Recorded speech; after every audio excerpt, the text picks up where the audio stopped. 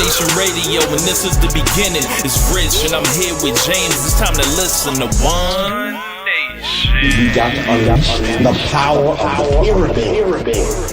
This is Mike Sempervive from WrestlingObserver.com. Check me out on Wrestling Observer Live every day. And also check out your boys, Rich and James, on One Nation Radio. Hi, this is Kenny Omega. We're listening to One Nation Radio.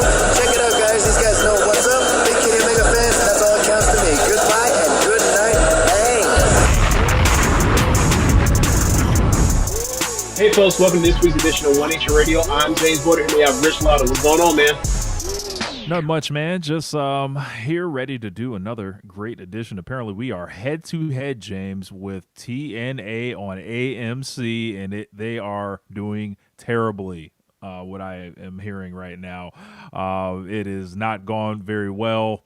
Yeah, we will stay tuned. Anything funny you guys hear or see, please leave it in the comment section. And all that. Besides that, chilling, man. So with you? Not too much. I'm in the middle of while saying I was watching this Thunder and Rockets game be competitive until it wasn't. Fourth quarter started, and they said, "Oh, never mind. This is a competitive game. We're better than you." I tell you before the season started, like I'm going to keep tabs on the Rockets because I like the fact that they have an identity with Şengün in the post and Durant on the wing. And like these athletic guys can defend and trying to figure out how this is going to work on defense. But man, when it comes down to it, at least when they play OKC, like when it comes down to it, they're all, even though they have offensive identity, it's not enough. They don't have enough shooting around Şengün and Durant for them to overcome this Thunder thing. I don't think. Like in the opener of the season, I thought like we'll see how it develops. We're a few months down the line, and this was a competitive game until it absolutely wasn't. Like they're up 20 with like less than 3 minutes left. Perhaps they should try a point guard. The Reed Shepherd thing, Reed Shepherd has had his moments in the season, but it's just like MA don't trust him. MA, he likes to play himself as an old school coach, which means like I don't play young guys, and if they don't defend, get them the fuck off my floor. And it's like, all right, man. It's the league. This is the league now. Like, if you got to skew towards offense and defense, the better offensive talent is gonna win you more than the better defensive talent in the aggregate of things. Obviously, look at the Lakers about all the offense. See how that works. If you Rich Paul, you have different ideas. Bro. Can we talk about that, or do we have time to talk about that? We can start with Rich Paul if you want. It's a nice way to warm up. Okay, bro. So I didn't know that like the Rich Paul stuff was getting clipped up and sent around like it did, or maybe it didn't until this happened. But because it's been going there because the original one was when he was saying Austin Reeves needs to come off the bench and shit, and everybody was like, "What the fuck are you talking about?" Well, I meant in a way that broke containment. Like Lakers Twitter is Lakers Twitter. I meant like this actually that's became. Funny you say that. Every clip that I see come from this is from some Heat culture page. Every one of them. Well, Heat culture, I guess, is LeBron adjacent. But what I mean is like somebody's clipping up all these podcast things when the Spice stuff comes out, right? Because no one's watching all this fucking content. And even a show like that one, the stuff I see is like I would never watch this podcast because it don't seem actually like all the entertaining. It seems like this Rich Paul. It feels like, we're finding out Rich Paul actually has no business being in front of a microphone. Like, regardless of whatever you think of him as how successful he's been as an agent or whatever else, this isn't helping. Like, the main thing's the main thing, and you're fucking up the main thing. When I've seen these clips, so like, well, I would never watch these things. But when I've seen some of the stuff, it's like, it's stuff that irritates. It's stuff that irritates Lakers Twitter, and rightfully so, because why the fuck is the agent for one of the two big stars on the team talking about trading other people? It makes it right. So it's like it's one of those things where like I have no use for it because I don't find it entertaining, and I don't find it actually insightful. It's fake insightful. And then two, like it pisses off people at a certain level where it become a thing. I feel like this broke its head to where like now people are like national media is like, hey, Rich Paul is saying that like LeBron James' agent is saying that they should trade or or he's talking out loud about trade scenarios for the Lakers, like in theory, third All-Star or future All-Star. Like, yeah, this is a real deal news story now.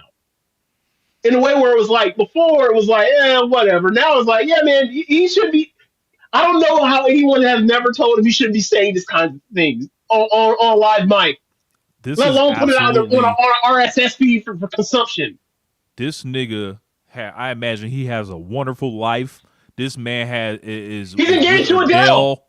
Right. Look, this man is with Adele. This man has LeBron James. He has an entire agency. He's finessed the game. I was never mad at the quote unquote Rich Paul rule where they were saying agents had to have a degree in order to be an agent. I didn't feel that was fair to him or anything like that. And LeBron's annoying enough on his own sometimes with the passive aggressive stuff, but I've learned to live with that. It's annoying at one degree that ultimately is fine. It's like whatever. But Rich Paul.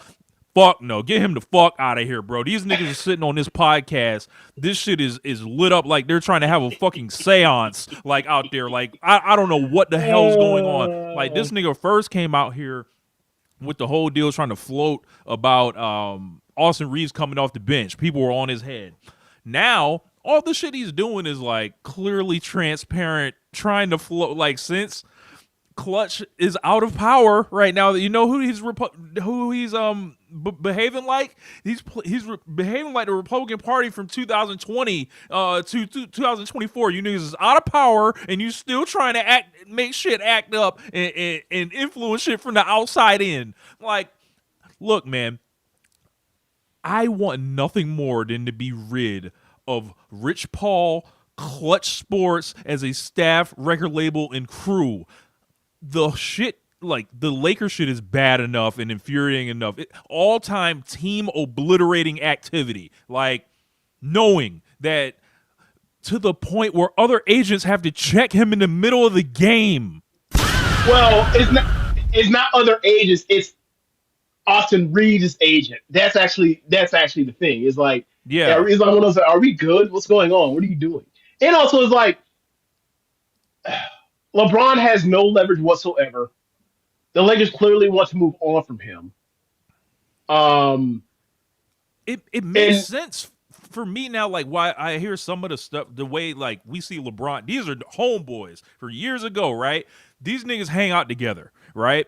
The way Rich Paul acts for me is clearly worse than LeBron, but there's something in that circle where it's like, oh, okay, LeBron seems more like I understand it more now. If he's hanging out next to that nigga. Maybe he's actually well adjusted, what you're saying? Well, the one thing, okay, so I will take this back. There's one thing I thought interesting. And I don't know how much of it's true. He might be playing the result, but he said at the time that he didn't agree with LeBron doing the decision. Now, everything else I've heard from Rich Paul seems like makes me say I don't believe that. But the part where he even threw that out there, he said he would get a ball to Jordan too in clutch time or something like that too. Yeah, but that's not nothing I find interesting. Like, I'd rather give the ball to the guy that has like this been mythologized. Cool, fine, whatever. Sure, I would too. I don't like that's not interesting. Like remember, like I think Max Kellerman did a podcast with somebody recently and said that Kellerman has been brutal too. By the way, yeah, he seems like he just like all alone for the ride. But Kellerman, it was like, and it's actually sad. Not sad. It's actually kind of weird because like Kellerman's actually a bright guy. I felt like we would, after he got done with it, however they iced him off, or I put him on ice for however long with the first take ESPN thing. You figure he would have landed somewhere and done something bigger than this, more important than this. But here we are. But then again, if you are LeBron / Clutch and you have beef with Stephen A. Smith, you go get Kellerman and then you go do this, but it's like this isn't actually you would assume that you would do something better and more profound or more or something that filled a void in the marketplace than this. Shit feels so no one cares about this. Like, bro, is this more important than Podcast P with Paul George? Because I don't think it is. Bro, This feels so temporary. This shit feels like they have a deal for 24 episodes to produce, and once that shit is contractually completed, this shit is over. Like, ain't nobody walking. Like, have you seen like the way they shoot and light this show? I feel like I need to get like a the picture lighting or is something. bad. The lighting is bad. Like, it's just a dark room. It's just a dark room. Like we should both go turn our lights off right now and then light a candle like Teddy Pendergrass. Now, Rich, you know, I don't think it's slander for just being behind this blank wall, right? But it's better lit than what they. It's just a dark room. Like the chairs look nice and comfortable, but what the fuck else, right? Like these niggas sitting in these recliners, like at 45-degree angles and shit. Like who the fuck these niggas think they are, bro? I'm not, because I don't really consume the content that much, because to me, I don't care. It's Black Manosphere in a way to me.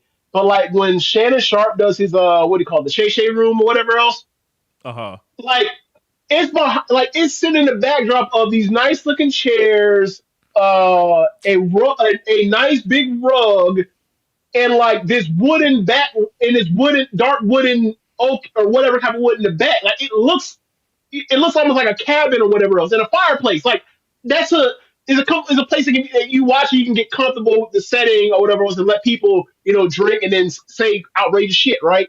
This is just like, nah, it's just a dark room with nice chairs. It's like they may as well be in the middle of in a vacuum of space with a light, with the sun being that light, and they just happen to be. It's weird. It's strange, it's odd.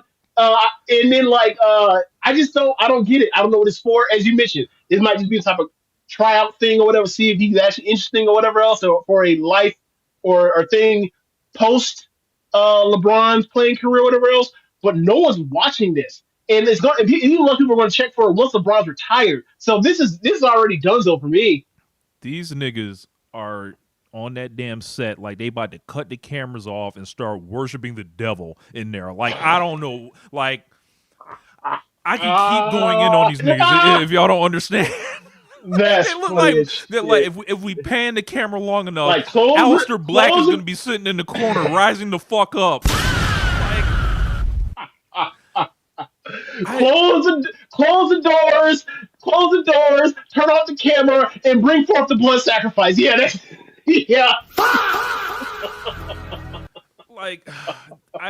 ultimately. Bro, I'm sorry. You mentioned Aleister Black. Remember on BTE when Kenny Omega called him a Satanist? Yes. But I think this is the thing we have given everyone podcasts, the last people, and then like all types of decorum is thrown out the window. This shit would have never happened in the 90s. This shit would have never happened in the 2000s. This shit would have never happened last decade. These niggas is run amok. Like, Clutch has just run through this fucking league unchecked for years and years and years. So why wouldn't Rich Paul just think this is cool to come out here and do? Like, there's got to be some type of like if you're Mark Walter, like you gotta like yo, what the fuck are you doing, man? Like you're trying to fuck this. The problem isn't even that is Rich Paul doing a podcast, because Rich Kleiman, Durant's Rock Nation rep, right? They've done one for years. They've done one for years, but they don't have Rich Kleiman talk about it. And think about Kevin Durant, all the different teams he's been on and roster constructions he's been a part of, right? Even he's not even on these shows talking about, yeah, we got to get Harden up out of here. He's unhappy or whatever else, and we got to bring on Ben Simmons. He's not doing that. This is one of those things. He's not out there floating these hyper specific trades that make no fucking sense outside of one fucking party, and then that is not the team, by the way. So I think that I don't know who this is supposed to work for. If this is to grab big money clients, I don't think big money clients see this on the news cycle and think, yeah, I want this. I don't know what it's for.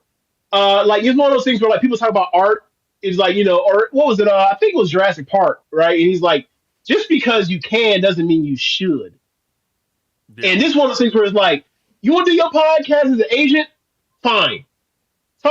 I wouldn't be doing it, but fine. talking about the Lakers organization when you're big, when everyone knows the only reason why anyone would care about your opinion on anything because you're the agent for the biggest athlete in the sport of the last 25 years. Okay, and then you talk about like trading his teammates is like what are you doing? What are you thinking? How else did you think this was going to go? Once you hop into these waters, how else did you think this was going to go? And also, like they're talking about trading a white future NBA All Star. Are you insane? In this country, you want to, run, buddy. You ain't winning this PR battle with that one. Bro, Like on top bro, of the look, team. Sorry, the team favorite, if you will, about to be an All Star. You think they're going to trade him while he's on a discounted contract? Boy, you actually. he's smoking Boy, crack. nigga, Like please. he's got to be smoking crack. Like Insane. bro, like he's the like we talked probably I don't know maybe what was this 2 or 3 weeks ago kind of about like all the different factions and shit. I was like Reeves is the great uniter. He's the one everyone likes. Because he's a feel-good story. He's the only feel-good story on the Lakers this year. He's the only feel-good story on the Lakers right now. Until we find out that he's being plotted against and he's about to get backdoored by his own man seemingly. Like, and people are not letting this go. It's like we've seen LeBron James leave Dwayne Wade on an airplane or whatever before. Like, we're not letting this one happen like this. Like, no, you're gonna wear it, buddy. Like talking. I don't want to hear none of this shit about Rich Paul's opinions represent him. No, we're not letting it fly. We're standing down on this. Here's the problem. I believe they still do. The problem is, why would anyone in their right mind with their own opinions as that connected to LeBron James not have the self-awareness to realize that that's a bad fucking look? It's terrible optics. Because LeBron James is the least self-aware athlete of our lifetimes. That's not true. Because you can just point at like, oh, Kevin Durant. Like, that's not true. No. Did Kevin Durant go on national television and do the decision? I think that's worse than burner accounts. I'm not talking about burner accounts. I'm talking about literally like, hey, you have no home whatsoever anywhere you go because you decide you want to turn this shit into what you was doing in high school when you go to the million high schools. I don't think that equates to self-awareness. That's far. That is self-awareness. Hey, you are the person that says you don't care about none of this. Meanwhile, you got burner accounts. What is that? That's literally not self-aware. Well, literally not self-aware. I think I'll choose the decision over that. But I mean, and then there's also like the what do you call it? The clown show of the NBA personality guys that are unaware, right? Like, I mean, you got Dylan Brooks, you can use J.R. Smith, you can use Ben Simmons, like you can use Draymond Green. There's tons of guys that are more. If you want to say like he's the most famous guy we ever had that was just unaware, I would say you might have something to that as far as someone he's definitely gonna get a medal. He's definitely gonna be able to medal stand LeBron or whatever else. But there's also part where like no one's ever had to deal with this kind of media entity to where like we know these guys this kind of way because like like that Kobe Bryant thing being moved into the internet age or being moved to the social media age would have been disaster. Michael Jordan that era would have been disaster. Magic Johnson, tons in the HIV thing, tons of a disaster, or whatever else. Like, so relatively speaking, I would, yeah, it's just different. But he's definitely I will say first place, but yeah, definitely on the medal stand at this point. But he's been around so fucking long that like this is what this leads to. This is so. If you play 23, like, is it 23 or 22 years? It's the desperation. This is his 23rd year. And 23. Then, like 23 years, that's a lot of time. Come on, he has the patch on, James. Didn't you see the patch? Is that some type of memorabilia thing going on? I think so. Okay. Yeah. He's celebrating, the patch. He's selling patches on these jerseys for his 23rd. Now, here's my thing. I don't even know this because Kevin Willis played. Did he play 23 or 22 years? I thought Kevin Willis played 23 years, but I would have to check on that. So it's a passion I can work. Like this is a goddamn capitalism. Goddamn capitalism. But and another thing is, right, does anyone think this is his last season? Because I don't. No. Like, but it's like the thing is he's gonna have to change teams again, and he doesn't want to or whatever. Like he No. Here's the thing: there's a perfect place for him to go. The perfect place to go, given the results of this season compared to expectations, and also their need in certain spots. You know where it is. Go look at them. Go look at them East standings. Go look at them with Go look at the Cleveland Cavaliers and their struggles on offense. How much are they gonna be able to pay him? Oh no! If he comes back next year, look. Here's the thing: there's no place that will take him for a max salary. So the sell is, I'm going back somewhere, and I'll just go back for the minimum or whatever. Because remember, Cleveland's like $20 million or something like that. No. It has to be minimum. It has to be minimum. Like Cleveland is completely. They have like the worst cap scenario in the whole league, I believe. I'm about to say there's no way in fuck LeBron plays for the minimum. He said he'd never play for anything less than a max contract again. I know he could easily change his mind, but okay, retire. That, Here's the thing. There's no place either he has to play for sub maximum, or he plays on a place that was like, why would you ever do that in your career? Right. You want him in Charlotte? So you want him in Charlotte? It feels like, look, this could be it just because of that. And that's why they're scrambling so hard to try to make these fucking ridiculous trades, bro. When I heard Lowe break down that Jaren Jackson trade and talk about the money, and it comes back to that same reason why LeBron taking a pay cut wouldn't have helped anything or whatever. I watched that clip for Legend of Winning talking about that, and like for me, it's like most of the thing with Lowe is like stuff I already agree with, and then he'll like explain it in a way that I never thought of, and that's what I find interesting. But like that trade never made sense because of the contract discrepancy. It never did, and also the part where it's like Jaren Jackson Jr.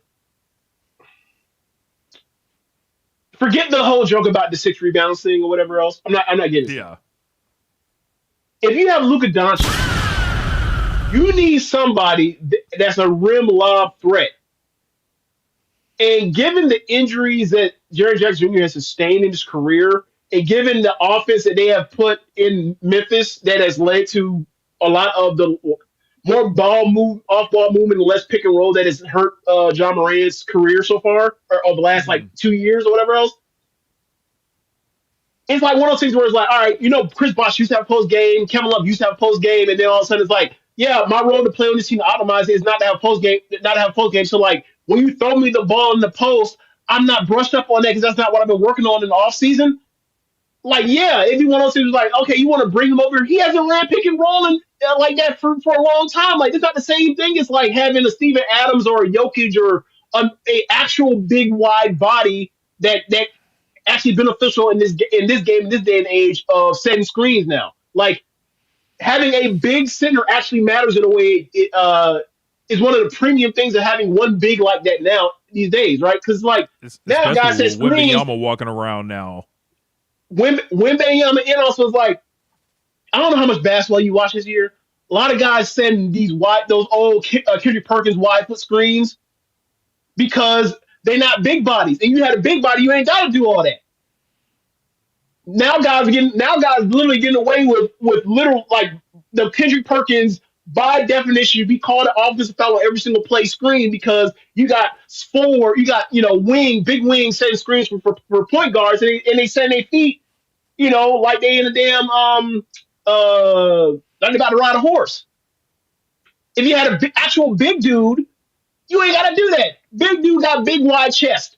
Real simple. So yeah, man, it's and Jaren Jackson ain't no wide by DB. That's a power forward that plays big in the NBA now. So yeah, hits the 6 rebounds, jokes, and all that kind of stuff. You want him to set a bunch of screens for Luka, and then want to play above the rim or whatever else, rim running. He don't play like that no more. That's so destructive. Just like like bro, that's got to be an ultimate toxic environment. Like toxic locker room. Like, when that trade nobody respects nobody, like no sense of team, no identity, everyone playing for themselves, like all that shit. It has to be going on right now. So I think LeBron's under this misguided thing, right? I think LeBron was under this misguided thing that like, hey, when we all traded for Luka, y'all was trading so that we can win the title immediately, and it's like, no. Yeah, in theory, yeah, like help Luca and help me or whatever else. We go win this title or whatever else, and this is our new window. It's like, no, man, the window is after you. And we said this when the trade happened. Like when The we talked about dynasty trades, starts like, after the you, trade, nigga. you stupid. There ain't gonna be no dynasty with the Lakers, but with Luca. But anyway, like the thing is, like, hey, the window is like the window isn't a championship when the window is a window for contention, and it's now been kicked open from it was open by an inch to now it's been spread over because it's been bust wide open the door where you say over the next 5-6 years, I said, yeah, whatever. Over the next 5-6 years, we can do something with Luka Doncic being the centerpiece of this, and this will be post LeBron in his contract being off the books, and also this new salary cap structure that is very prohibitive or whatever else. LeBron started as, y'all got Luka and LeBron. We got Luka. We finna try to win. No, that wasn't the case. That was never the case this year. That was never the case last year either. We luck into a undrafted free agent guy that we developed that it turns into an all-star, and we supposed to just and he's scoring 30 points a game when he plays. We supposed to just be like, you know what? We gonna dump you out of here. Fuck that. Like, hell no. You got to re-sign that guy for the contract. Right. And here's the thing that's also they're not funny about it is like, look, man, like going to the season, like you thought, okay, I don't know about Matt's contract, but like some approaching it, and that will be used with what LeBron's like money coming off the books will be used towards Reeves, right? But it's like, look, if you wanted to get Reeves out of here, you would have had to do it this summer. You would have had to do it before he came back and started going crazy. Because he had the playoff stink on him last year. I think a lot of people would have been open to it. No, that was never going to happen because he was too good of a player even then. He was too good of a player fitting around those two even then, and you knew there was room for growth once LeBron was gone. So it was like, okay, you see where it takes you. And like, even if he hadn't improved from last year to this year, it was still like, all right, do we want to pay the guy that's going to be going into year 24? Or do you want to pay the guy that's going to be going into year 6 or some shit like that? Like, obviously, the answer was going to be It's Reeves. like common sense. Is this a video game? We wouldn't think twice. Like, right. So it's like, look, man. And the thing is this, right? Even post LeBron, I have serious concerns about what he's going to be for this Luka era. I don't know if we've ever talked about this. I have serious concerns about Luka and like, hey man, he don't get to the rim no more. Like, not trying to dunk on people. Like, he don't get to the restricted area for layups, floaters. He don't. It's a whole lot of step backs.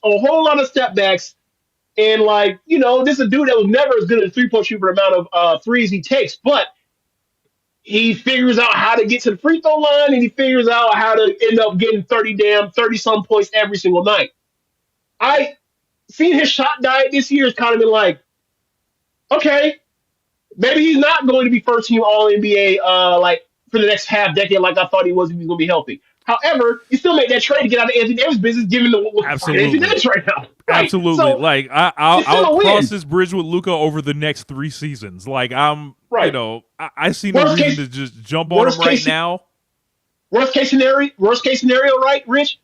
You have a guy that's going to be a first and second team All NBA guy for the next 3-4 years. If you don't win a title, oh fucking well. What was the end game going to be when it was going to be Anthony Davis and LeBron running it down to the ground?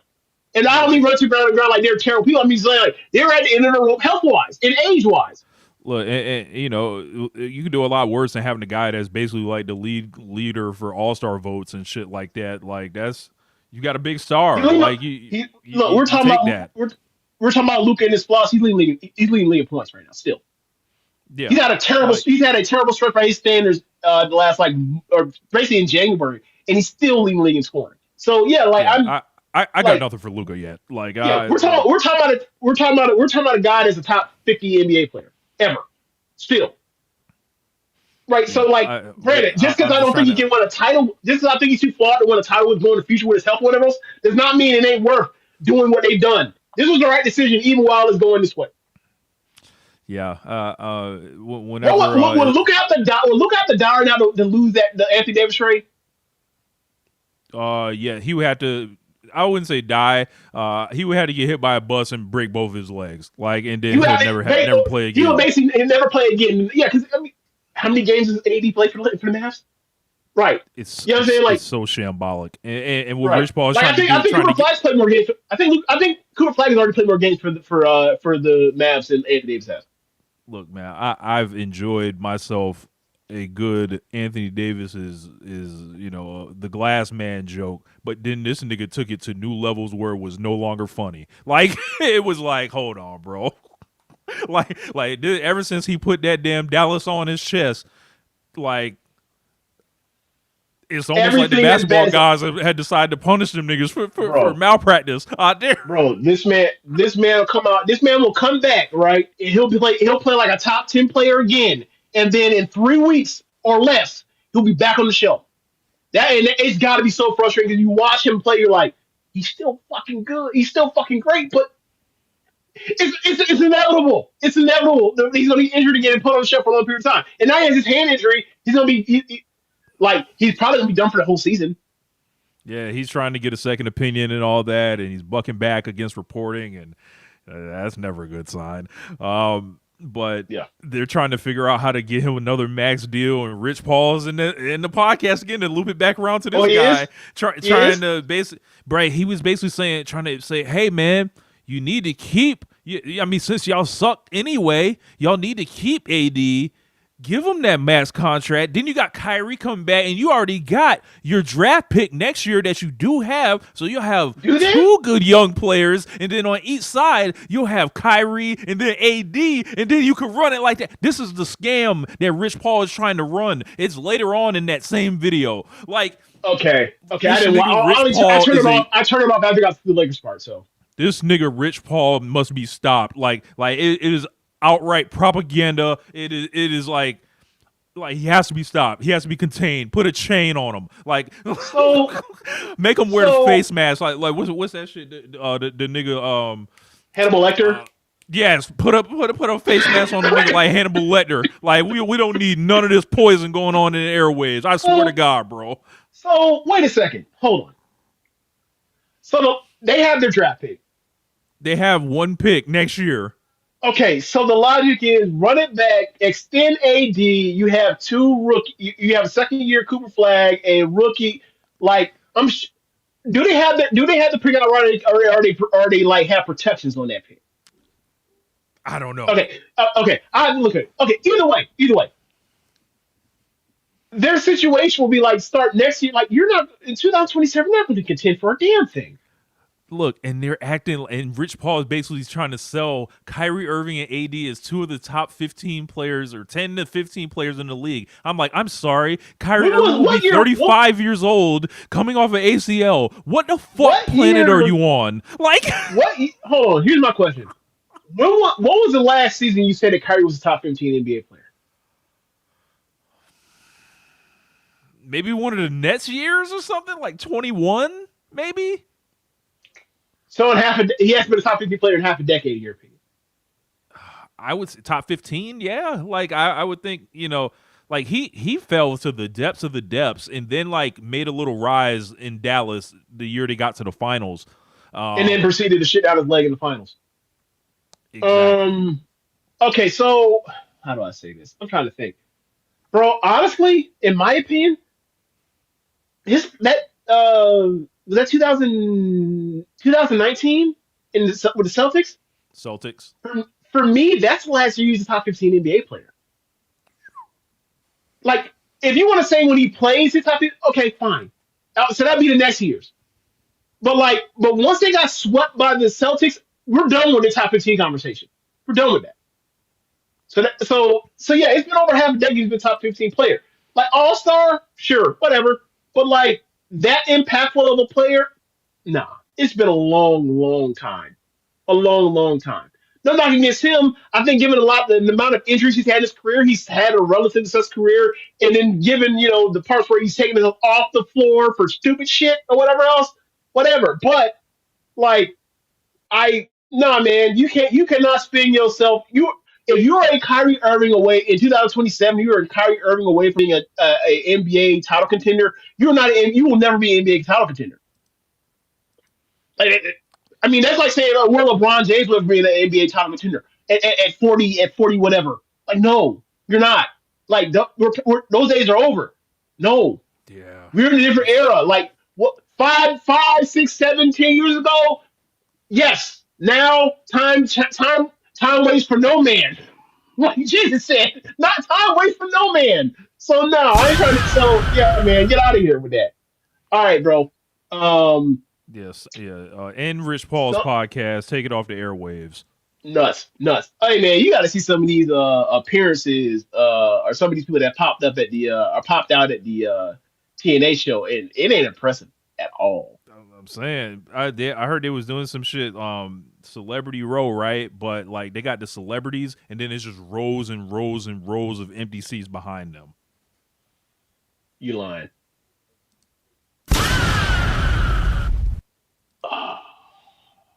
I am not. I only speak Hey, I only speak in truths, brother. Hey man, Honcho in the back cooking up. That's tough. Yeah. Number 2 promotion, it ain't looking good, man. They gonna have to, Stop the cap. stop the cap. Oh man, this man added new shit to the to the soundboard. So let's do it, man. Let's All right. talk about shit. Monday, we have Martin Luther King Day coming up. Who knows? It could be the last Martin Luther King Day, the way things are, escalating in this country currently. Yeah.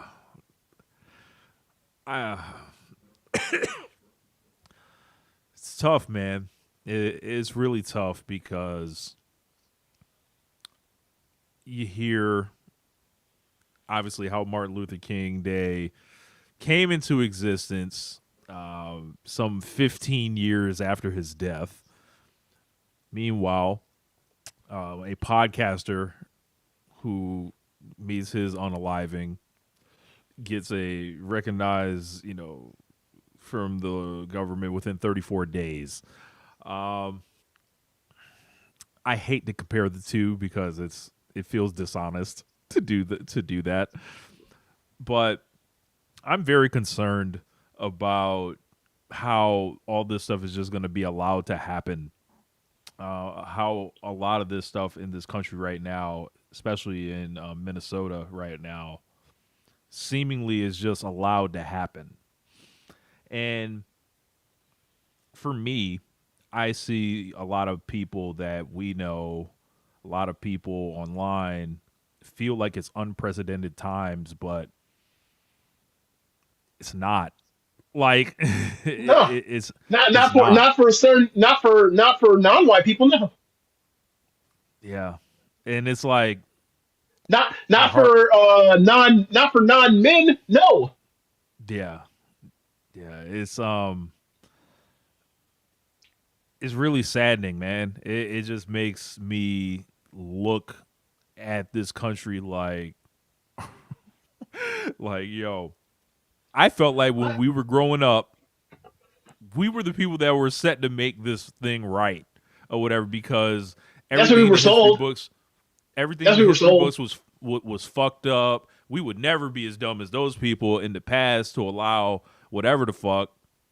And now, I just see what's going on, and just so many people are just cool with being bootlickers and just, I saw a great clip a couple minutes ago. Everybody's always talking about the Second Amendment and all this stuff, to rise up in case of government tyranny. Well, where the fuck y'all at? Second Amendment people? The where y'all at? The working fries. Y'all sounding real fucking quiet right now. Like you guys sound like you are like you have your back straight, like you have your lips on the boot. So people like go ahead. I was gonna say they're justifying people disobeying commands and acting like they're breaking the law.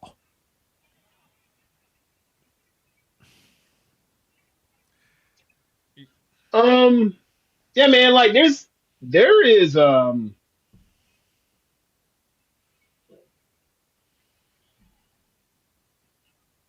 I don't know any better way to put it, but like this is a thing because there's a video of it. And I have not watched the video. I've seen stills I of have it not or either. whatever else. I've not wanted to engage. Now it has never like psychically cost me, it's never paid me to watch one of these videos, right? I just haven't gotten around to watching it. But from what I've heard this video, um, and the details about after is like it'd be one thing if this were, an actual cop, you know, like ice agents are not even cops. Like cops actually like these are backup cops. These are reject cops. You know what I mean? Like even These in are people even in who the may want to serve vigilante justice. yeah, even in the 50s and 60s when like police departments like the LAPD were like recruiting like KKK members out in the Deep South, right? At least they had to pass tests to become police officers. These ICE agents people are people that want to be cops and couldn't pass these tests, so they ended up becoming ICE agents. Like, so this ain't even protect and serve or your taxpayer dollars. Like, this is your taxpayer dollars going towards backup jack booted thugs. You know what I'm saying? Like, so that's one thing I want people to keep in perspective when it comes to this. Like, there are no standards for this. So yeah, and yeah, Rambo Slam Pig he's right on the money with that one. Yep. So yeah, it's just so for this to happen, like the scenario that you get these kind of boots on the ground, these backup boots on the ground, these third string ass boots on the ground, these walk on ass boots on the ground, that stuff like this is going to happen. Yeah, and someone should have the foresight. Well, someone did have the foresight because this isn't a feature. This isn't a bug. This is a feature. This is going to happen and probably continue to happen. And then people will get numb to it, just like what was happening with school shootings. With, every or twice a year seeing a video of somebody getting unlawfully or unrighteously, shot for no good reason to death or killed for no good reason. And like I mean the main thing is this, right? Like once people start deciding they're like, hey,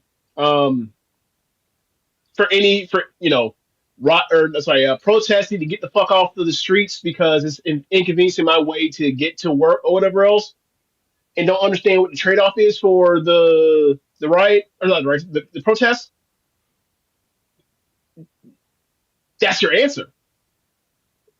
People would rather not be inconvenienced than you know in a bit and either things will change or they won't. Yeah, man. It just makes me feel like I don't even know if America failed because some people it's like they would consider America failing by like this shit happening like a different way. Um, I'm sort of stunned in the silence just thinking about the historical parallels here, unleashing, the military on your own citizens. That's crazy to me. I just can't. I can't figure out like what made people want this so much.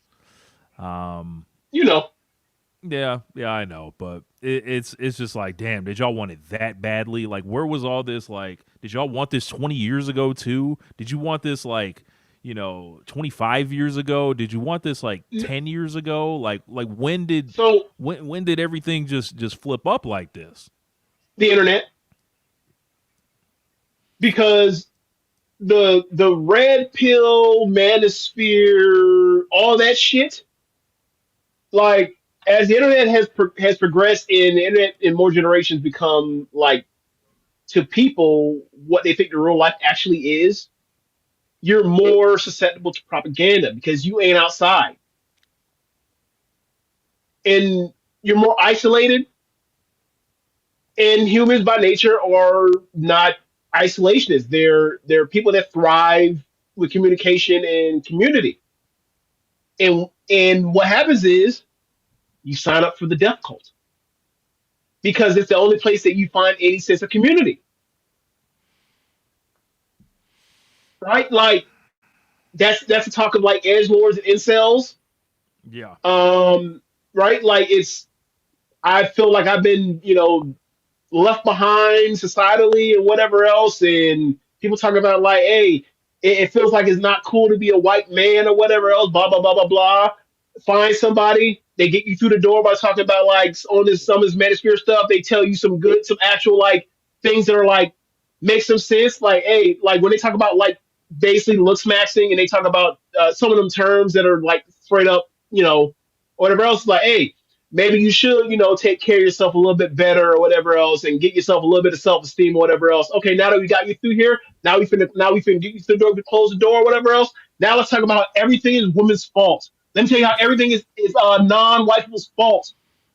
And then they be like, well, you got me from feeling terrible about myself to feeling, okay. Maybe you know something. Shit. Maybe you eggs, and then we go from there, and then it continues and it spirals, and it leads to motherfuckers. Hold on, then it leads to motherfuckers talking about we want to get rid of pedophiles, and then meanwhile the person they fucking voted for is all through in the DNA of these Epstein files, and they don't know what to do, or they know what they do.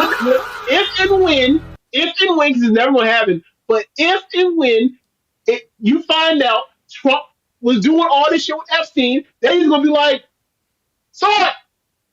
And move on with their day. Because it's a cult. It don't fucking matter. Yep. Yeah, man. Saddening. Actually, just having a conversation. All these fuckers look the same like an hour and a half. What happened? Like who? Who?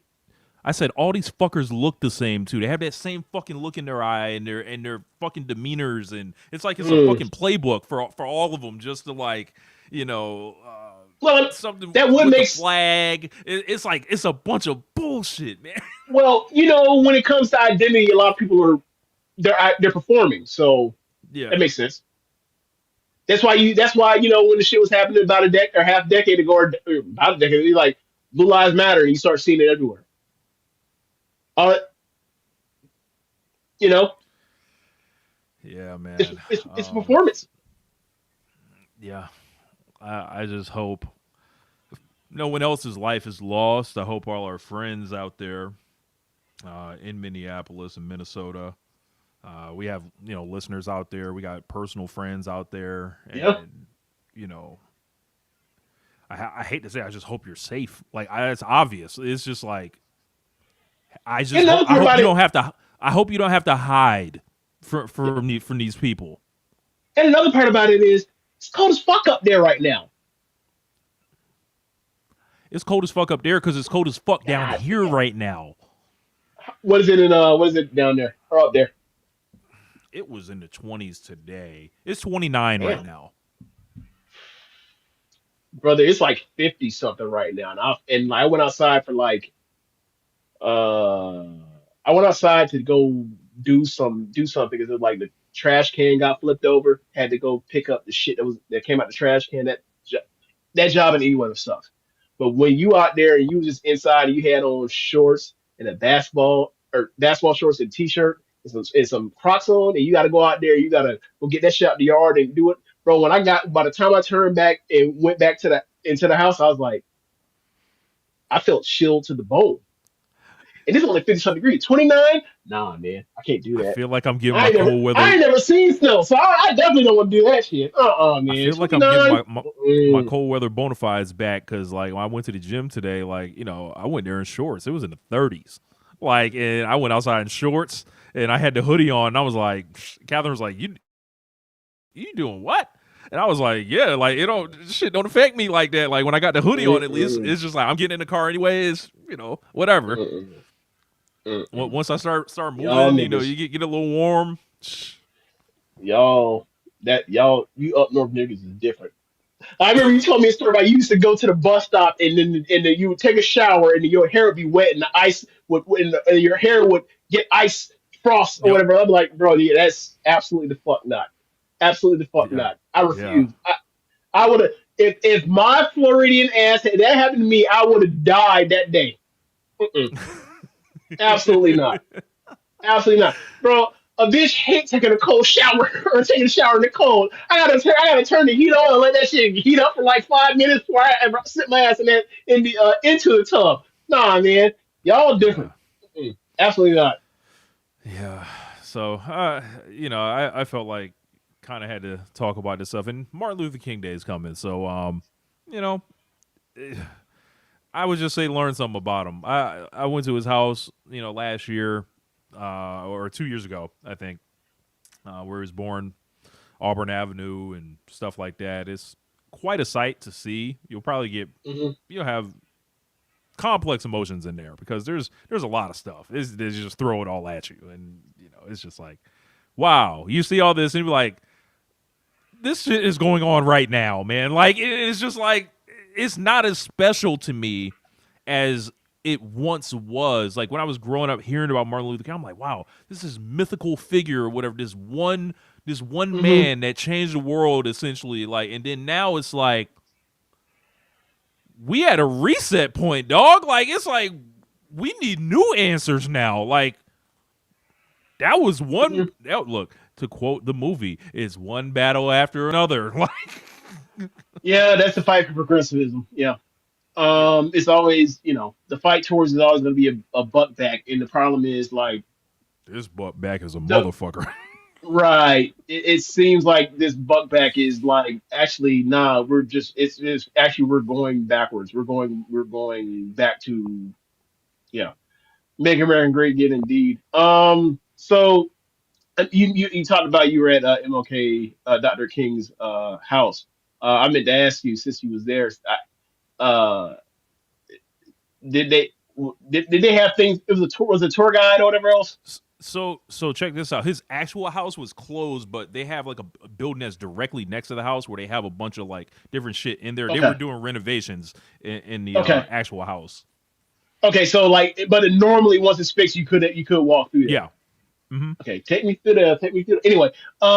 So in the future when you go in a second time, I'm sure one day me and you'll go up there. One days I'm up there, right? Do you Yeah. think when we up there they will showcase us and highlight to us like where the CIA microphones were or no? So with No? Martin being on No, the it was road, it was maybe he like got it was maybe he got it lucky. was behind this back pedaling. It was actually in the main foundation of the like they drilled through there. They didn't realize it. They drilled an underground road through his foundation to get that shit through. Maybe he got lucky that he was on the road so much. Maybe his house was Oh, spared. man. Maybe they just did it to his hotel rooms and shit like that. I But yeah, it's just like there. I say this like over the next when we few go to years. all right, hold on. Am I allowed when we go to MLK's Dr. King's house? Am I allowed to knock on walls? I Like mean, why does sound look? Why does it's sound hollow. hollow? Why does sound hollow? What's this? Silent? Look, silent, silent. Clunk, clunk, clunk. Hold on. What's this? What's this? What is There's a your star file? missing here. There's a star missing. There you go. Okay, we can move on. I was gonna say over the next few years or so, they're probably gonna try to take MLK Day away from you. So don't leave it up to them. Find out and start learning the stuff and yourself. Like, find out like about one of the greatest Americans that was ever produced, perhaps the single greatest American that was ever produced. Don't let them take it from you, because that's all they're going to eventually want to do. Is like, they never really wanted to do it in the first place. Don't let them. So Right. So I have an inappropriate way to move off of this. So I saw a tweet and I sent it to you where some woman on Twitter, because my timeline is filled with just gender wars at this point. Um, a woman on the timeline said, "Yeah, I, it's addicting to watch and be like, what are y'all arguing about? This isn't real. This isn't real. It's entertaining, but this isn't real."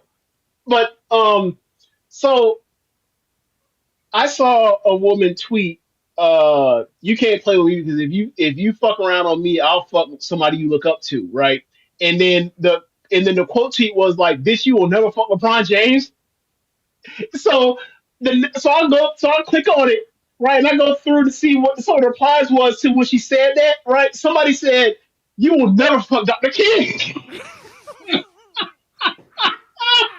I was fucking tired, bro. So we can move on. We can move on. It's okay on Monday. Perfect. Okay. Yeah, yeah. Oh, Oh boy. nice, thoughtful MLK Day segment. Not this. Dave Tate- It's not even. It's not even okay. This we can't do that. We're not bound. We are not bound. We don't run on Mondays no more. Correct. Yeah. You get the silly I do little have- ones as opposed. Go ahead. Yeah. I was gonna say I do got the day off Monday, so I appreciate that. So, but yeah, man, let's talk about Drew McIntyre winning the WWE Championship in all-time hilarious fake job fashion. I saw this come across the timeline. First, I saw McIntyre with the belt. I was like, "Oh, okay, McIntyre done won a championship. I wonder how they did it. Pull that shit up, dog." And like, remember when Sami Zayn like lost to Roman Reigns like in Montreal, and the thing was, it was like, yeah, Sami Zayn beat himself. Like they made him look even dumber or whatever. It's like, yeah, that nigga like they made him like, he just melted down with rage or whatever. Yeah. This nigga Drew McIntyre got his ass whooped into winning a championship. Like, yo.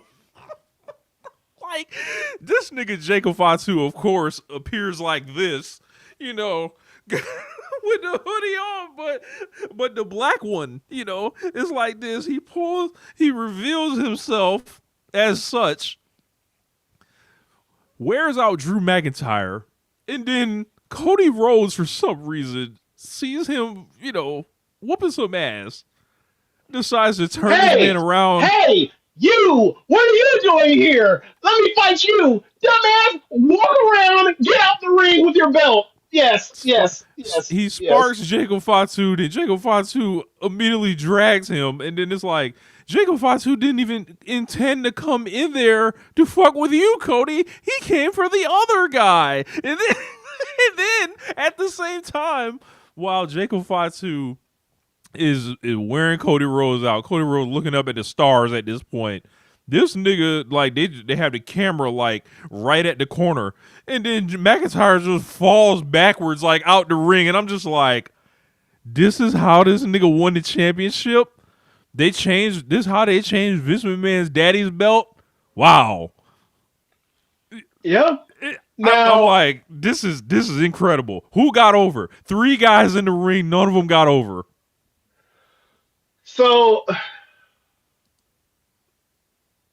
if you are into WWE and the way they book, I bet you fucking love this. Oh my right? God. Because like it's tragic in a way. Because it's like the bad guy got something he absolutely did not deserve. He got the luck of it, but all that shit. Like there's no way he planned this. It just happened. He just opportunist. This is what Edge would have done, right? CM Punk, 2 out of 3 falls match, a 3 stages from hell match. This is how it's supposed to be his fucking ball. Yes. Absolutely, I agree. In a way, Rich, this is like a makeup for what happened to Drew McIntyre in Wales. You had a fucking random Samoan show up and fuck him out of that match, and 3 years later, 2 years later, whatever, 3 years later, now you have a random fucking Samoan show up and was coming to whoop it, but he's a heel now, so he got the best opportunity and rolled out with the belt. Now, There's all sorts of notable screwy title changes like this, or title retention like this, where a heel wins in this way, right? Like, yes, mind you, I'm not calling for the sanctity of the WWE Championship at all. Right. SummerSlam '97 with Brett Shawn, the Undertaker, with Shawn supposed to go. It's similar things, right? It's like the heel had no business winning the title. Something lucky happened, they win the title, right? You move on from there. My thing is,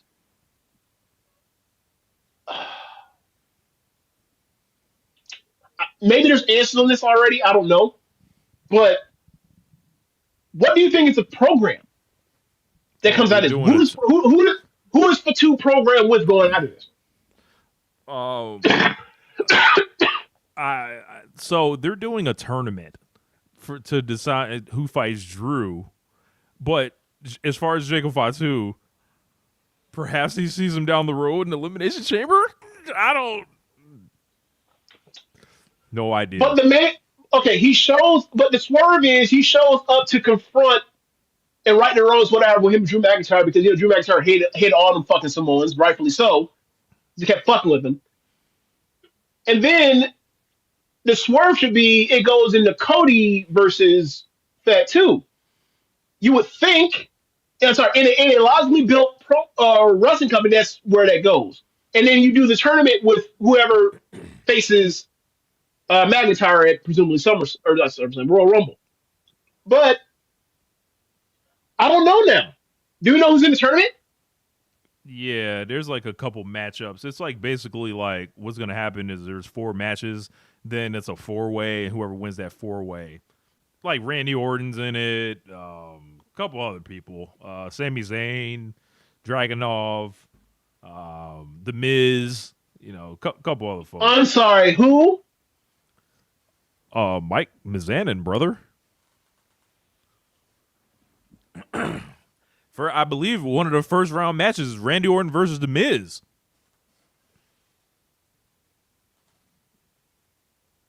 Get into it.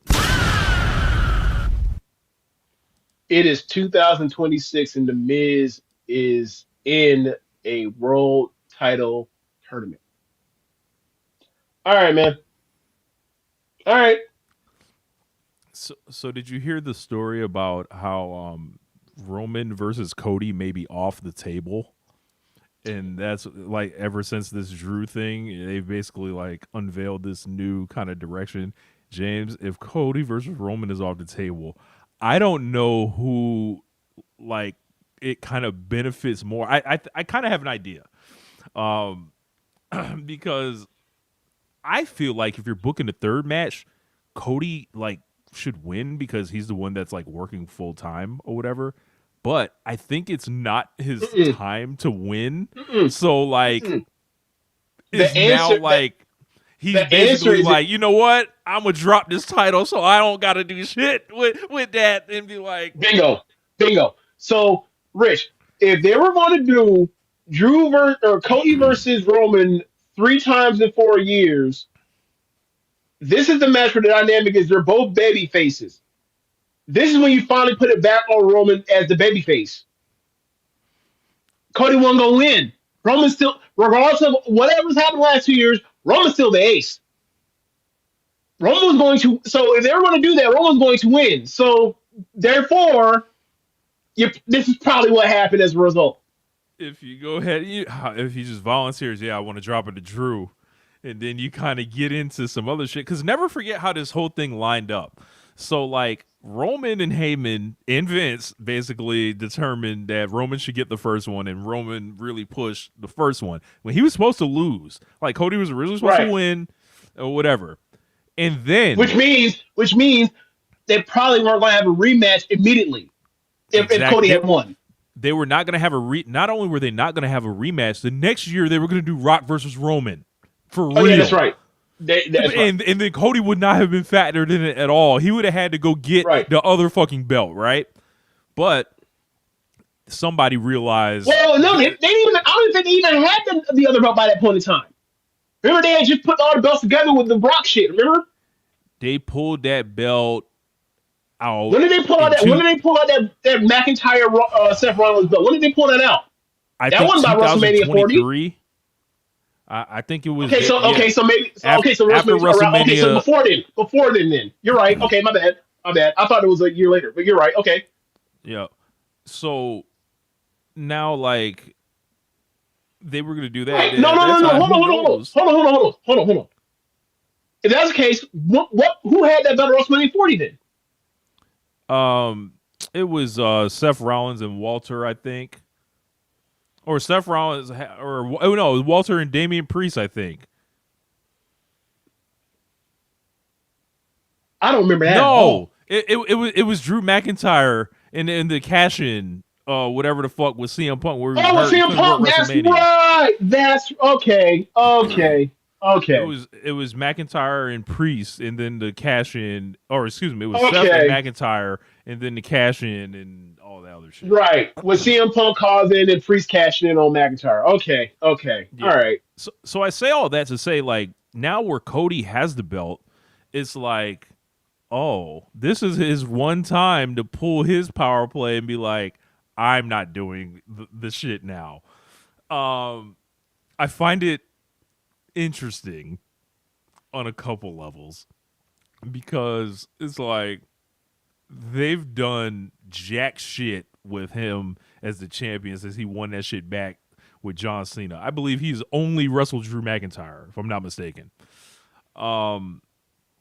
Yeah, man, it's so funny to consume this company through clips, Rambones, and I'm saying clips on Twitter, not official clips, not YouTube clip. No, I am deciding how I am going to consume WWE is through clips of people on Twitter, whether it's clowning, whether it is 26 seconds in the clip. This is how I am going to follow the Fed. But the backstage stuff is pretty funny, especially coming this year because, you know, it's like, when are these guys gonna get to wrestling as far as like the big guys, right? It's like you're gonna like they're so we were really staring at another Cody Roman match. Did they realize that who's Punk working with? Do they have a bigger match than that though? Cody and Roman? Do they have a bigger match than that? The WWE put on a bigger match than the main event of the show. I think that's you could probably talk yourself into Punk and Roman. The only thing with Cody and Roman is it's the third one, so it is weaker, but in some ways it's stronger because if you promote it as like we're settling it, and it's going to be clean. The only thing is WWE doesn't really give clean finishes, so not that their fans care or anything like that. But what about the huge star they made in Gunther? For John Cena, retiring John Cena, him laughing every week doesn't move you, James? Or no, I mean it's just they're building towards people that's so fucking slow unless they come from AEW. So it's like we'll get Gunther, there. like look, bro, that tap out with that tap out thing, whatever else with Cena and Gunther, like that's a play for 2027, 2028 Gunther. That ain't for 2027, 2026 Gunther. They run everything slow. Like, bro, like think of the McIntyre thing. McIntyre won the title in 2020, and then finally got it back. It's in 2026. He never got it back again until 2026. That's crazy. Like, this company, and like it's not like he hasn't been like you talk about all the time. Like guys only over 250 pounds. It's him and Gunther as the best guys in the history of this company for bell to bell. So like, nah, and it wasn't like he won the promo. He was their best. He was one of their best characters they had in years over the last like 2 years. It took him 6 years to get it back. It's crazy. I don't know. This company moves at a glacial pace. They've got this group of 8 guys that is not getting cracked regardless. WWE storytelling would not have hit the Titanic. Niggas would have avoided it. Yeah.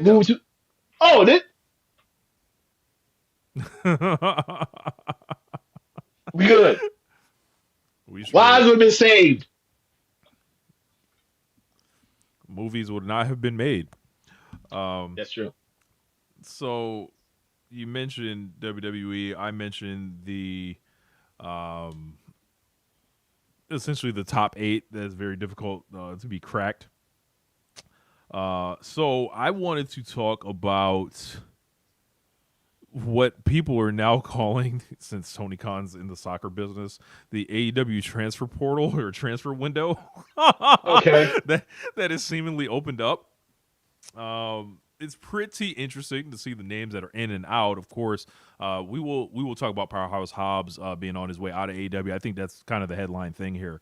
Of course, when an AEW departure happens, into the world, discourse commences. So we'll break it down, but we'll go through the list first.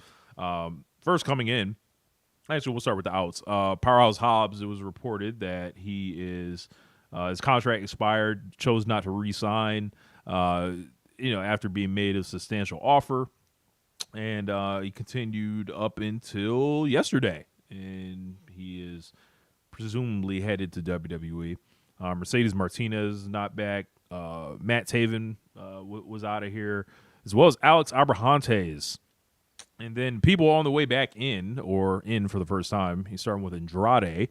The entire Rascals of Desmond Xavier, Myron Reed, Trey Miguel, and Zachary Wentz. High End and Maya World, Mascara Dorada, Persephone. You got Hechicero and Jake Doyle. So let's talk about Hobbs, man. So Powerhouse Hobbs is out, and he's been the subject of a lot of discourse here today. And I'll say I really liked Hobbs and what he brought, to the company. Nice guy. Talked to him a few times. And, just seeing, I think, where he came in from, I've seen a lot of people throw around a lot of different things, like just saying there was a failure of him and there was this, ceiling that he couldn't crack. Perhaps, that's why he's making a move. And, more power to him. Sometimes you just got to know, I think, like in this, I've had, some conversations and, some people, I said this before, and I don't mean it to sound bad. Sometimes it just does.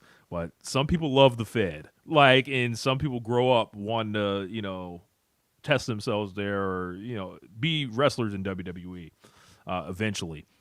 And I think, in Hobbs' case, probably looked around and was like, I've been here for 6 years, and I probably went as far as I could go. But I think people should pay attention to those 6 years. Like, this is a guy, and I think it's a radically different reaction from the fan base when someone like Ricky Starks left. Everybody, I think most people were sick and tired of him and like good riddance. It ain't that hyped up anyway. But Hobbs, this guy started on AEW Dark. Completely different body profile than he ended up with. He hit the gym super hard. Credit to him, got in killer condition. And, I think a lot of fans were happy to take that ride with him. And you look when you start at, when you come into a company and where you leave. I have trouble calling this guy like a failure. I have trouble saying that AEW failed him. When he walked in as an enhancement talent that was on Dark, losing in 20 seconds. And then he leaves. He's working, in a main event program adjacent. Held a singles belt before, trios belts. We all know what they kind of do with those. But this guy's Tag profile, champ too. Yeah, this guy's profile where he's gonna go, he goes in way higher than he would have otherwise. Am I off base here? No. I think there is a desire that people, or I feel like I feel like they've missed opportunity.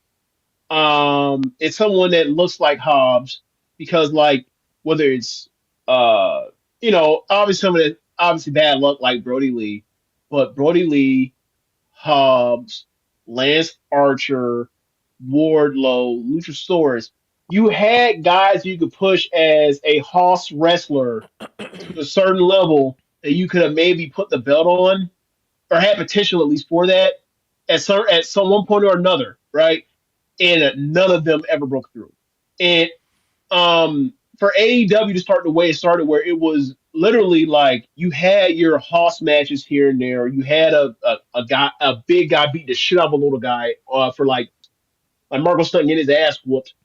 And then you had lucha matches, and then you had like basically a New Japan super match or super indie-rific, party match or whatever else. It was like it was fun to see all these variations, and you saw people at different points seem like they're going to break through to a certain level and get a shot at the main event that was a super heavyweight. And I was one of those guys that had the potential for it. It never got there for whatever reason. And another part that's super frustrating is like they just put the belt on Samoa Joe, and it's like in those matches that Samoa Joe had with Hangman Page, like none were better than the match he had with Hobbs on TV. That's true. And then you throw in like someone like, and then you throw in the roster you've had at the time in the main event. If you didn't want to make them any of these big super heavyweight Hoss guys, you never wanted to make them the top champion. Cool. I don't. You could have put them in the main event as title challengers that had great matches. Heyman Adam Page has had kick-ass matches on TV or pay-per-view with the likes of Brody Lee. He's had them with the likes of Wardlow. He's had them with the likes of Hobbs. You look at someone like Jon Moxley, had good matches with them same kind of guys. CM Punk had good matches with those same kind of guys. Did I mention Moxley? Mention Page? Oh, Cody. Yeah. Cody had good matches with those same kind of guys. When you had top baby faces around, those big, big brute motherfuckers serve purposes for the top baby faces. And now, none of them are there in that kind of way. And so this is a part of Tony Khan's style. If he don't see you at the main event level to be able to wrestle that quality of a match, unless there are some type of huge exceptions or whatever else, you're not going to get there. And that's fine. But the variety of life, it'd have been nice to have been able to have thrown, Hobbs into title match X, Y, and Z, a Maximum Carnage, what do they call the beach shit? The basically the version of Bash at the Beach now. What do they call it? The Beach summer Blast. One. Beach Blast, whatever the fuck. It's basically Bash at the Beach. Like when they do. I mean, they did throw Hobbs in that like this calendar year last year. Like he was the Moxley challenger on TV. Yeah, and then with bags, he fucked up his knee. But what I'm saying is, no, for the AEW title, that was for the IWGP title when he fucked up his knee. Okay, okay. What I'm saying is, I'm not just saying this isn't just a Hobbs thing right here in general. I'm talking about like a lot of other top guys in AEW's history do really good work with those kind of wrestlers or whatever else, and Tony Khan is not. Those guys have kind of fell through the cracks. Some is on luck. Some is just like there's too many spinning plates. He lost track of this, and it would have been for the sort of top guys to be able to have some match besides, here and there at different stops or whatever else. So now we are where we are, and it's like, all right, now we just know, like, bro, if you over 250 pounds, you're never going to break through an AEW, or at least you look at 6-year history. It's never happened for you. Or you got to be raw in that way where you can actually go out on that level. Or you got to be raw and over. Or your exceptions. Chris Jericho have to wrestle at some super high standard to be AEW World Champion. CM Punk have to wrestle at some super high standard to be AEW World Champion. Jon Moxley the first half James, of that. Would you like me to go through the different circumstances that apply to Chris Jericho and CM Punk and Jon Moxley? I said exceptions. I pointed that out. But those are exceptions. What I'm saying is, if you can't wrestle at a certain level, Tony Khan ain't gonna put you there. And typically speaking, if you over 250 pounds, unless you're Drew McIntyre or Gunther, it don't seem like it's gonna shake out for you that way, dog. Or if you're Samoa Joe. Sorry, I forgot about that. That guy is 2-time fucking AEW World Champion. I forgot about that part. Forgot. Now, perhaps Hobbs should have wrestled in 2005 Ring of Honor. Are you saying, or? Yeah, kind of. It's a situation where, hey, for some reason, unless you are old money North American wrestling superstar, if you weigh over 250 pounds, or you're not I, gonna get there. I just don't think it's No, no, going to no, be accepted. I just don't think no, it's no. going to I be. don't think it's I the end of the know. world. No, People. hold I know on, people hold on, Rich. are thinking Rich, they hold on, want. Rich. I'm not saying it's the end of the world. I'm just saying this is just looking at it. This is what it is.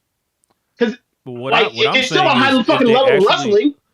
what I'm saying is, if they actually go that direction, right? Like, and then you kick the likes of. There's a top 6 in AEW, right? Or let's say Uh huh. there's a top 6, right? Sure. They go away from Hangman Page, Will Uh huh. Ospreay, Swerve Uh huh. Strickland, Kenny Mm-hmm. Omega, Yeah. MJF, Kyle Yeah. Fletcher, Kazuchika Okada. You go away from like that style, right? Fans are Uh gonna huh. fucking revolt. Like people swear up and down they want one of these big guys to go ahead and get their push at the top and be the champion. Rich.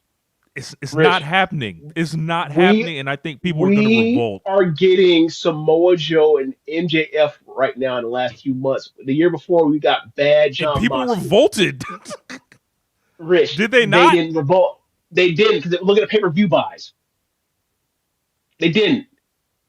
And my argument isn't that hey they need to be champion. I'm just saying hey just flat out you look at it. You're are But you going they to be in are wrestling AEW these above your head? people. Sorry. They are wrestling these people though. Like these people aren't being hidden on like Ring of Honor. Like I don't really understand like the Hobbs is out here babysitting Hook, bro. He was babysitting Hook the last few months or a couple months. Like it's fucking Hook. Are we serious? What the fuck are we doing? I We mean, he have had a Powerhouse Hobbs. profile We match saw at Blood and Guts, like against the champion, the literal champion. Like, we just so saw it sounds like he was Powerhouse programmed to me Hobbs. at the exact Sure. level you were requesting, working with the I champion, I having a would good say match against the champion. I would say that if you are pushing in a faction where the person that gets the heat is Hook and not Hobbs, I think you're doing it wrong. Fundamentally. Did Hook get the Sorry. singles match? Did Hook get the singles match? Did he get the heat? I think Joe got the heat. I think no They one were got the sending heat Hook because to the locker room. I think no one got the heat because the fans were like, Hook, are you fucking serious? Like for Adam Page to come out and be like, my fucking title reign because of Hook. It's like that's a failure. We fucked He this got up. so much heat. He had to wait 2 entire months to get him in a tag team match. Bro. Like no man, like Hobbs Bro, clearly they fucked it up. got the right hand man spot. Like Hook was like they were trying to use him like Dom Mysterio. Like it just didn't take. Like, It was a but mistake, bro. It was a mistake. Like that whole title reign shit was a mistake. And like Hook is a part of that. I'm sorry, Hobbs is a part the of that. only And like they argument I could have feel used like Hobbs is you better. could have gave like the only argument for me is you could have gave Hobbs the belt instead of Joe there, but ultimately he's walking out the door anyway. So I wouldn't even have said that. It's like, hey man, like look at this thing. It's like, okay, the decision is we're going to get this belt to Samoa Joe because in a month later we're going to get it to MGF for some strange fucking reason. But they're like, in the meantime, let's have a really good ass match with Powerhouse Hobbs and Adam Page to showcase that, like, oh yeah, this is even more preposterous. Why it was ridiculous that we made Joe the champion. Like none of this is good. None of these were good ideas. None of them. And it's like if you're Powerhouse Hobbs and you're sitting backstage and you're like and you're seeing all this shit going on, it's like, am I ever gonna get a shot? Not to say that he's gonna get a shot in WWE, but it's like, hey man, I can I was always gonna come say, back here bro, when this shit like, don't work. I No, said, but do the we answer want to is do the this. other side of this now, or The answer is sure. The answer is, hey man, worst case scenario, I can always come back to AEW because everyone comes back to AEW, or not everyone, but like people don't come back to AEW after they try their luck in WWE. Lucha Bros gonna come back to AEW eventually. I think in Hobbs' case, it's the perfect time for him to go. You look at his age, like he's 34. He's Right. relatively young. 6 years on national TV. Of course, he's walking into a fucking minefield. Let's just get on the fucking table. Yeah, like, we know he has people that will go. He has a person that's going to be back there is going to try, or actually probably two guys. There are two because remember, CM Punk liked Powerhouse Hobbs. So not only that, you also got Cody. He liked him over there. Like what's he really going to be able to do for him now? But that what I'm saying is worse this, right? there now. let me. But what I'm saying is there are going to be people given his age, right, and given like what's not there on the roster. You look at it, like, all right, man. You put him in the ring with Drew McIntyre. You put him in the ring with a Gunther. You put him in the ring with a Sheamus. How's that ever going to happen? Let me finish. You put him in the ring with a Cody or whatever else, or a CM Punk. He probably has opportunity to do something there. And also, he's not 30. Like, how old is Obafemi? 30?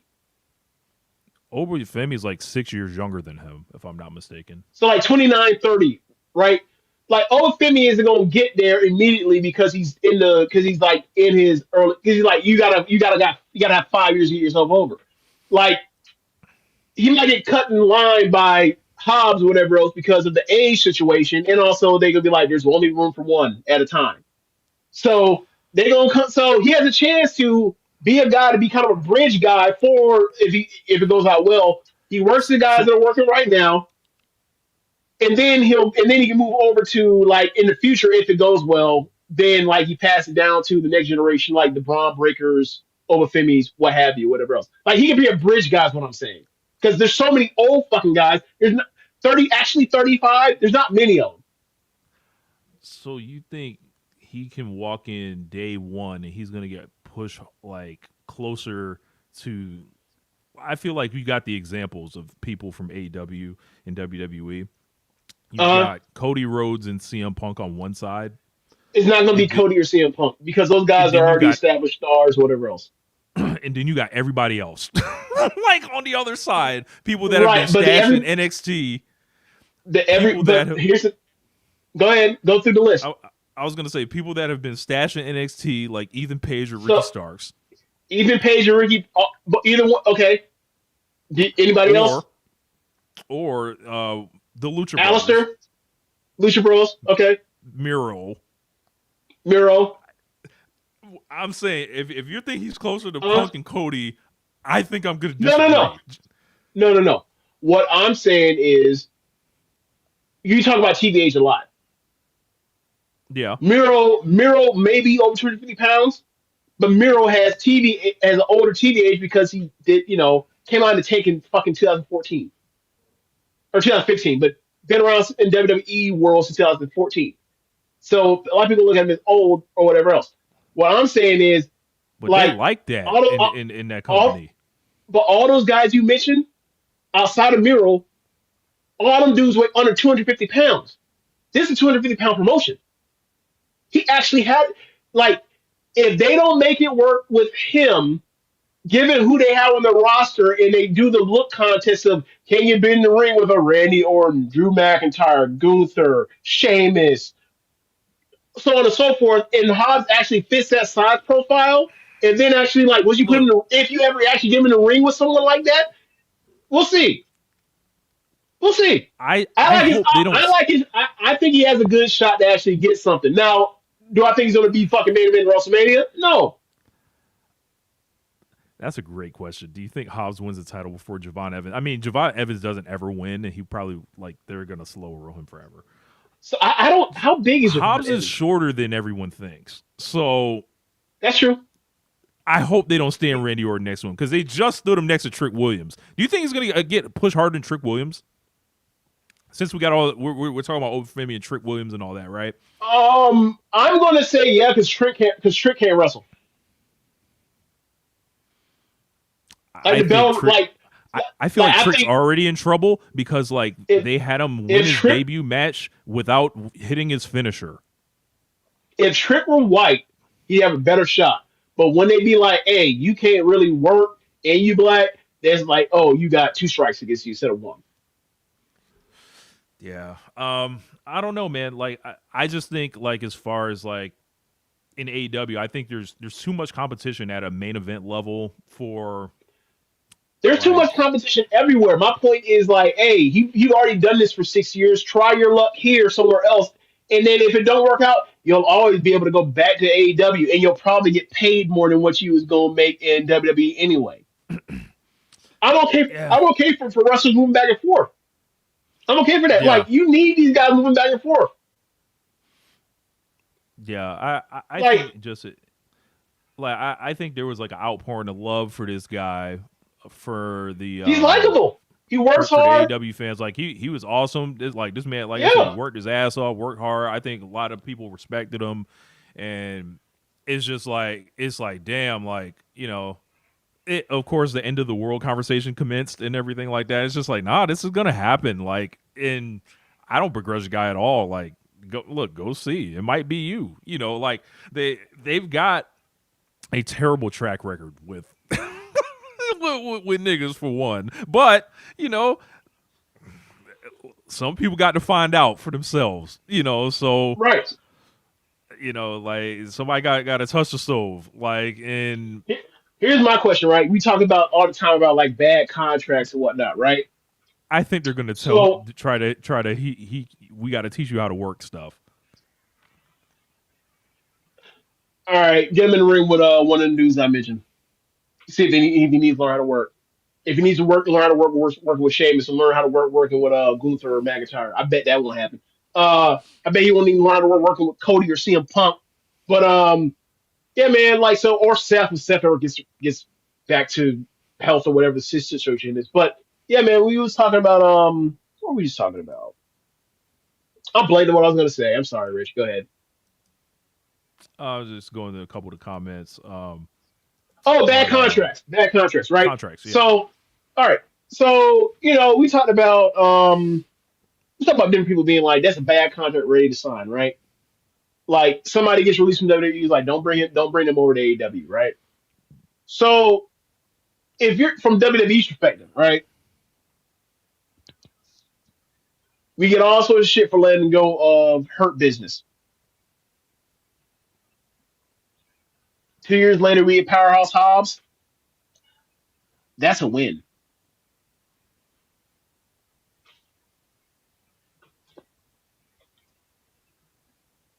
Yeah. Three contracts for one. That's a win. So Um, what else did I kind of have to say about it? So I think some of his best stuff was some of the hardcore matches that he did. yeah. But yeah, like best of luck to him. So, trying to see what else. I think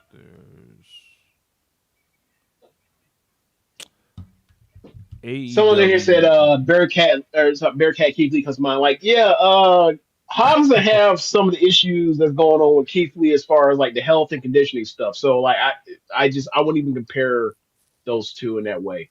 They just like I think like the Bearcat Keith Lee was before all that started, but no, he had health stuff. Remember he had the COVID thing, huh?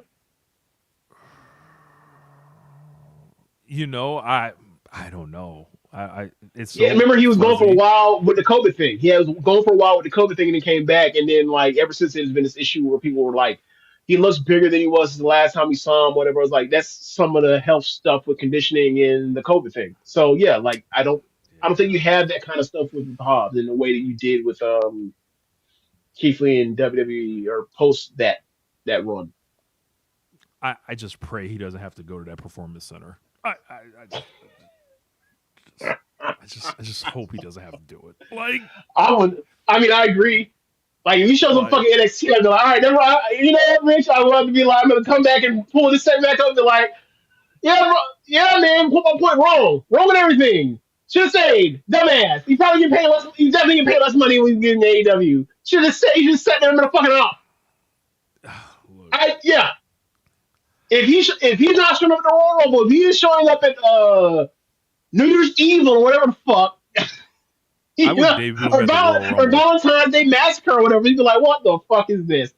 Look, the man's already torn his ACL. Like, so, like, you know, they said the ACL tearing factory don't make wrestlers better. Rainbow's Olympics. But it's just how the ball bounced. I think the guy was a success. Like, he came in during the middle of the pandemic, and then he goes out, and presumably he's gonna make like a great number on whatever his next deal is. So, you know, we'll see. With the caveat, with the caveat on there with the NXT shit. So, if he walks directly into the main roster, how does Ricky Starks feel about all this? Who cares? Who cares what Ricky Starks? Who cares what Ricky Starks thinks? Yeah. No, I'm just saying, like, damn, he was my heater, and then like he walks in a year later, he just, skipped straight to the front of the line, Tough break, nigga, is always FUBU. Like, what do you want to tell you? It's WWE. You're not a gigantic. You're not a 250-pound person. Like, sorry. And you're not a 250-pound person. And like, he's probably getting cast typed as like, yeah, that's not somebody that he's probably not somebody that like our fan base will rally behind as a babyface. I'm not going to go into further details than that because it's unfair to him. This shouldn't matter. But yeah, like he had stuff going against him signing on to WWE in a way that like would not have mattered if he had just signed to AEW or stayed with AEW or whatever else. But whatever, he chose. And then like if this shit don't work out with Hobbs or whatever else, I'm gonna say this: he chose. Now bring your ass back to All Elite, brother. In 3 years. And come get these meat chants while you wrestling I don't know, so Mark Briscoe or some shit. I don't know. Not Mark Briscoe, Mark Davis. I heard they're gonna change his name too. Yeah. What are they gonna call him? They gonna give him a first name. They probably gonna call him Will Hobbs, right? Or are they gonna change Hobbs? They can name that man. No? Look, man, they can name. I ain't gonna say what they can name him, but they can name him anything. Let's just say that. Y'all ever seen the movie Roots? Like, I ain't even go. They're gonna call him Toby. Look, they name him whatever they want. So Dynamite last night. James, you watched the show? Yeah. I was not impressed by the show. Man. I caught some of it too. Like I skipped past the entrances and stuff, but I saw like the segments pretty much, and I was like, it wasn't that the match was. It wasn't the match was or the show was bad. It was that I wasn't really interested by what was going on the show, right? So they opened the show with Pac versus Darby Allin. Like that match was really, really fucking good. Like great even actually. I'm probably underselling it. And like I really enjoyed the opener. And then like basically by the time we got to like basically after Kenny Omega came out or whatever else, I was kind of like my energy was completely zapped. Like I don't know, man. Like it just felt like that's funny because man. I watched the show the second day and I share the same. Like I was doing stuff yesterday, so I watched the show today and I felt the same way as you. I was like, yo, I'm struggling to kind of get through this show. Yeah, man. Like the show's super competent. There was nothing I was really like. So hey, man, can I just say this though about the Darby thing? Yeah, Darby Allin belly to the steel steps. This was not a the belly to belly suplex flip onto the steel steps overhead. Yes, he was laying on the corner, 3 different corners on that. I do not give a fuck. That is 1,000 times worse than Mick Foley falling off the Hell in a Cell. I don't give a fuck. Like no. Like I think that's like the speed and the. Wait, which one? Which one? The first Foley fall or the second Foley fall? The first fall, where he just threw off I'll, the side of the I'll cage. agree. I'll agree with you on that. The second one was like, no. Yeah, The remember second one's that like, remember that 90s WWE ring. That shit don't he move. caught that. Look, he caught that gravity. He didn't catch a table, like in ring, like Right, gravity right, and right. ring. Like the other one was Right. a table, like or whatever. That Darby Right. Allin bump is one of the sickest bumps of all time, and this comes a week or two after these niggas was falling on pallets of bricks, like so, which apparently, everybody's straight. Let's just say that. But when I saw that shit, I wasn't watching the show. I was just scrolling. I was like, Darby Allin is a man possessed. Like, look, man, Bro. I'm the furthest thing from a safety police motherfucker. I laughed and shook my dick at William Regal when he was sending that stuff out. But brother, who needs it? Like, why do you need to do this, Darby? That shit was look. I saw, and I immediately texted the thing. I don't know if it was Social Suplex or Largo Loop thing. I was like, yo, like there. I think it was Largo Loop. I was like, yo, Darby's a fucking idiot. Like that's one of the worst bumps I've ever seen Like, in my life. you gotta- I've watched it- so it's much not wrestling. even- It's not even just because of the spot. It's also because of who he is. Like, there's a skinny dude taking that bump on his back in them three, as you mentioned, three steps angles that are metal into his spine. Like, he could have easily broke a fucking transverse process in any one of his vertebrae. That shit was stupid. And he got up because he always fucking gets up. And then one day he ain't gonna get up, and I'll be like, bro, I can't believe you made this far. Rich, how many years have I been like, this motherfucker's been in a wheelchair by the time he turns 30? And He's made it 6 years on national TV now, James. The odds doing this crazy shit. Look, God It was bless him. unnecessary. It happened at the beginning of the match. I hope he keeps defying the odds. Correct. It wasn't even during the match. I hope he keeps defying the odds. But brother, this is not the way. Like, and it's just like this was so much worse. You can't sit the nigga down and tell him to tone it down. Like, unless you're Tony Khan, that's the only person that can do that. I think. Obviously, he's not. He's. Why would other wrestlers tone him down? That's one nigga get out the way. That's your spot. But it's like, yeah, man. That to me is like, it just wasn't like. I guess he felt like he had to do it to make the match. But bro, you could have made that match. We're already invested in you and Pac. You didn't. You acting. Maybe it's his gift and the curse where he feels like every time he goes out there, where he's like, yo, it doesn't matter that I'm over. I need to act like it's my first day and shit, and treat it like my last match and shit. And it's just like, I hate to say I worry about the guy, but it's like that. I just saw that and I was like, it brought me to a place where I was like, I don't give a fuck typically what niggas do in the ring. Like, I don't care. Jump off this fucking y'all roof. niggas is professionals. Y'all niggas, y'all got it. Y'all took them bumps. You know your body better than me, right? And like I said, the last thing I wanted to be is one of them lame ass niggas. Stuntman. That shit right there, that's a mental illness, bro. Like, So I think his logic was on the 3 steps, the top step, my ass will hit that top step, so I'll be good on that one.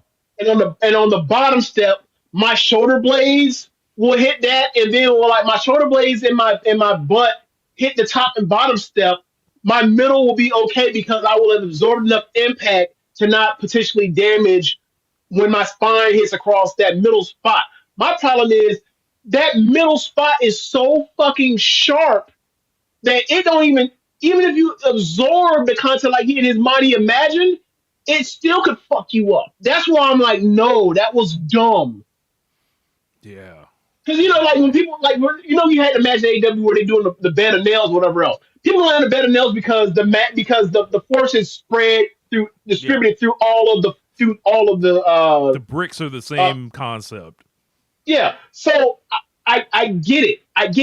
I think that edge is too. You can't fuck with that edge in that way with a spine, and we see dudes easily. We see dudes in the NFL fuck up, break their backs or break their spinal process. The bony stuff stick out the back of their vertebrae all the time, or not all the time, but with regularity. It's like that's gonna happen, it has happened already. But it's gonna happen in a wrestling match at this rate when you do shit like this. So that's why I was like, you can't be doing this, bro.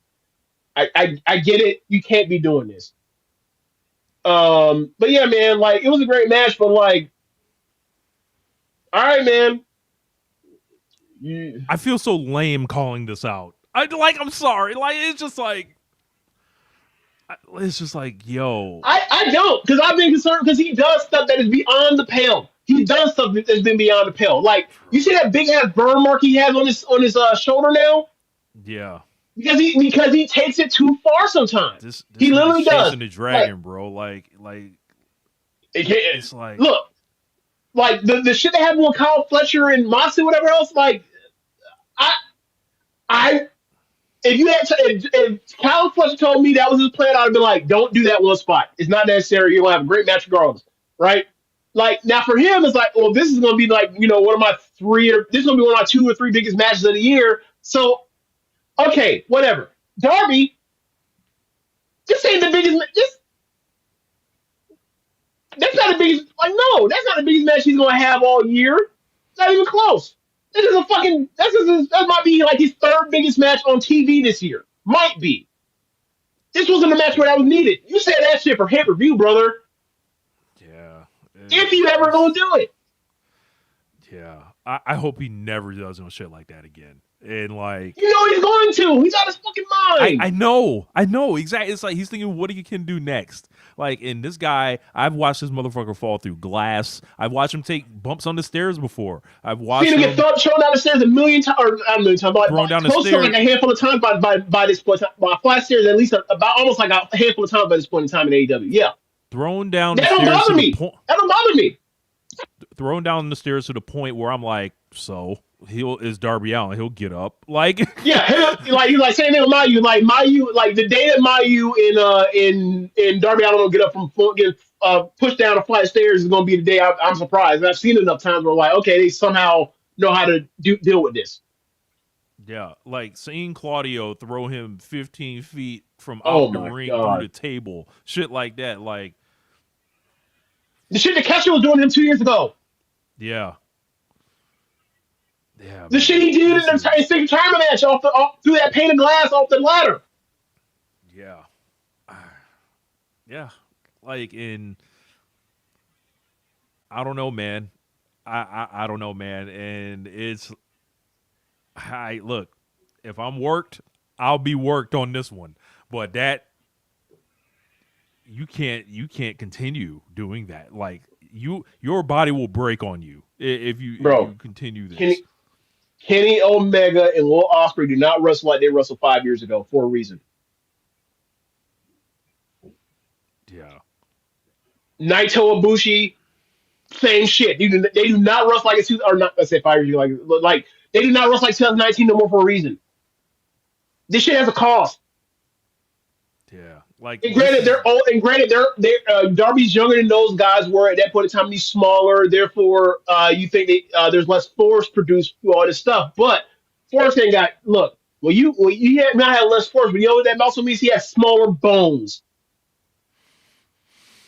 Yeah, rough, man. So when he's getting thrown against shit that ain't gonna break, and he's supposed to break, he's more susceptible to breaking than those bigger guys are.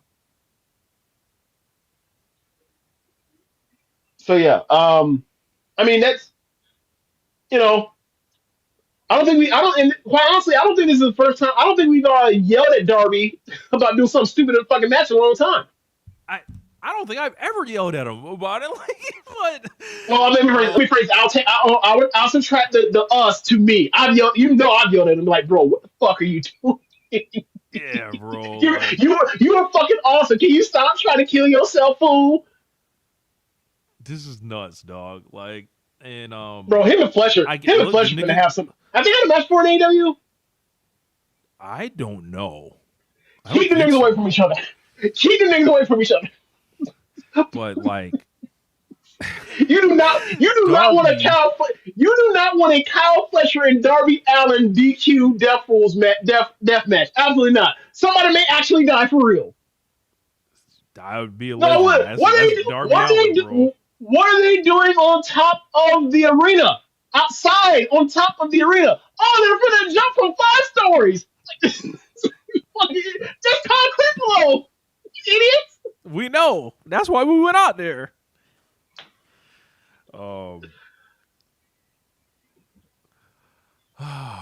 Fuck. Rich, remember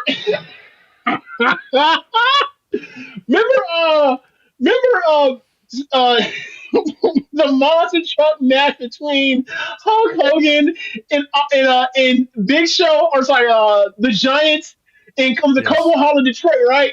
When they have they're doing the monster fight on top of the arena, right? And then they get outside, they start fighting, they do the blocking where like Hogan and him are tussling by the side of the top of the building, and then Giant goes over it, and then like Hogan tried to save him, but he couldn't save him, or whatever else. Let him fall. Darby and Kyle Fletcher would do that, except they would do it for shoot. They're fucking idiots. They would do it for shoot. Yeah, later, Ramo. Yeah, man, you gotta stop. We gotta stop these niggas, man. They're gonna hurt. They're gonna end up in a wheelchair and ruin the chance that they have to be all-time greats. They would have had a match in the Continental Classic this year, but thank God it got stopped. Darby had to get taken out of it. Yeah, like we're seeing in the comments. But was it my birthday, James, or like what the fuck happened? Like Kenny Omega was locked in. What the fuck? What's going on here? I mean, he came out. He didn't get his ass whooped. That's a win. Fired up, energy. I could see the eyes. The eyes weren't lying to me tonight. I'm like, so Kenny Omega, what's going on here? Kenny Omega came out, interrupted Swerve, and Hangman after Hangman had a okay match with Brian Keith. Brian Keith, all-time pause promo in the beginning too. All-time pause promo. He's talking about, hey man, I first got a taste of you 3 years ago, brother. What did you look in this camera and say to me? I guess Brian Keith is not going to be allowed on the Joe and Jada podcast. All the flags.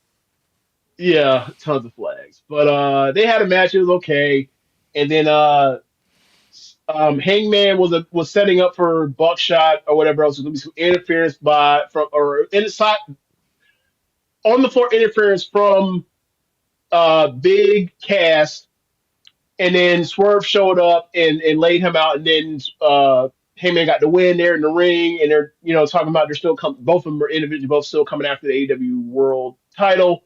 Out comes Kenny Omega. Omega says, "Hey, I was scheduled for later, but I'm going to come out here now because it seems appropriate. I know us three are all gunning for the AEW World Title."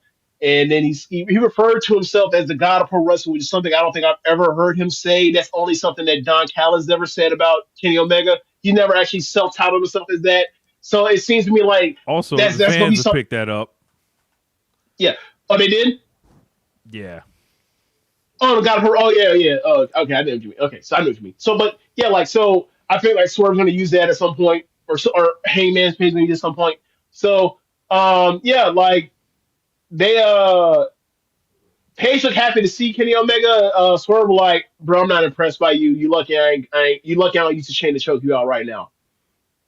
I told Swerve actually my personal headcanon on this was, the only reason that Swerve didn't stomp him out, like Swerve stood over him, he was towering over him, like big wide shoulders and all that. I was like, you lucky Rich, Rich, the only reason I don't bust your head right now, Kenny got spared because of me. Well, that is impressive head canon. That is impressive head canon. He got spared because of me. Because he got homeboys that vouch for him. I'm not saying I got Kenny Omega off. I didn't get him, the free pass here, but maybe I did. Boy, you a trip. So yeah, man. Like to me, this screams given later in the show, they do. They're setting up. Jet Speed and Hangman going for the trios titles. Which, I mean, I'm assuming they won last night on Dynamite on the Collision situation. So I'm assuming that means they're like Hangman's off in that world, which means all right. Well, if Occam's razor, if Kenny Omega came out for in front of those two, and one of them is going to be moved into trios, that means that the feud is going to be Swerve versus Kenny Omega. So love it. Mash it. I'm glad. I didn't know we were going to get to, given that Kenny Omega seems to not really do this in this way. I was surprised the way that he said that the way he proclaimed that he's going to be in the world title thing, but I don't know if that's actually what's going to happen, or that's just like that's his way to piss off Swerve, because that's Swerve's goal, and you get in Swerve's way, Swerve will try to kill you. So either way, it works for me. Like if Kenny Omega actually has the enough in to take to actually make a run towards the world title, great, fantastic. I love it. If he don't, I still get my Swerve match. So great, fantastic. I still win. So yeah, thumbs up for this segment. And if given the amount of time that's already been given, or that we are before Revolution, how many weeks away is Revolution, Rich? Can you give me a number? How many weeks away? I don't know the exact date, but if I had to guess, I would say 7 or 8 weeks. If we are 7 or 8 weeks away, I am trying to figure out like what they're going to do to justify at this point. If you give Swerve and Kenny Omega, if you give Swerve 7 weeks to build towards a match with Kenny Omega, I would love to know what the hell who they going to have for MJF, for people not to be like, it should really be main event. It really should be main event. So look, I mean, yeah. And all these different people calling, their shot seemingly, like perhaps something like a tournament needs to get made to, try to determine who wins this whole thing, or, I saw Swerve with Kevin Knight. That dynamic was odd. The nigga Swerve was looking devious. He looked like it was something wrong with him. This is what I thought. I thought that he was getting in. I thought he was getting in because Jet Speed had just lost again, and I thought that he was getting in Kevin Knight's head that you need to get away from this tag team shit and move out on your own. But then Adam Page showed and said, "Not we're trios." And I was like, "Okay, maybe not." So I thought Swerve. I would write that segment. That segment I feel like that happened for a reason. I think people should pay attention to maybe things that are big, not so they don't think is a big deal. Look, the way these guys are locked in, I would pay attention to everything. That's just what I'm gonna say. Just that's how I'm taking it. I'm gonna read every little, kind of thing. I thought the look that Swerve shot Kenny and Hangman was fucking hilarious. It's already an instant meme.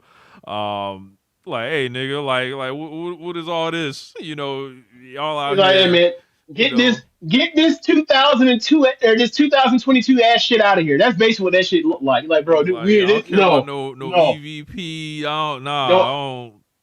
Don't make me call Will. We'll handle you niggas. So there's something going on, man, and it leads to Swerve and Kenny. Look, like you mentioned, MJF. When all that stuff was going down, Swerve and MJF, and we had that segment where someone asked, "Should you be concerned about Swerve Strickland?" I said no. Let's get it cracking. I mean, it's not like I forgot the conversation. Some of the stuff you told me off air. It's just for me. It's like I said, I like you tell me things. Cool. I'm divorcing myself from what you tell me because what's on screen is what's on screen. Because what you get, because whatever plans change, brother. Right? You're not gonna come in.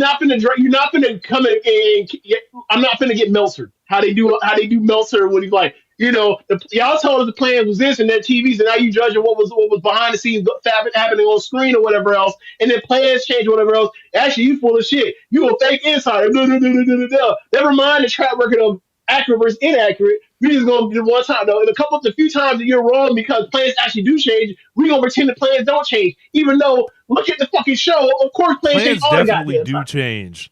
Right. So that's why for me it's like, look, I'm only going by what I see on the screen, and what I've seen on screen with Swerve Strickland in the last 18 months, I have not liked given what he's done for this company.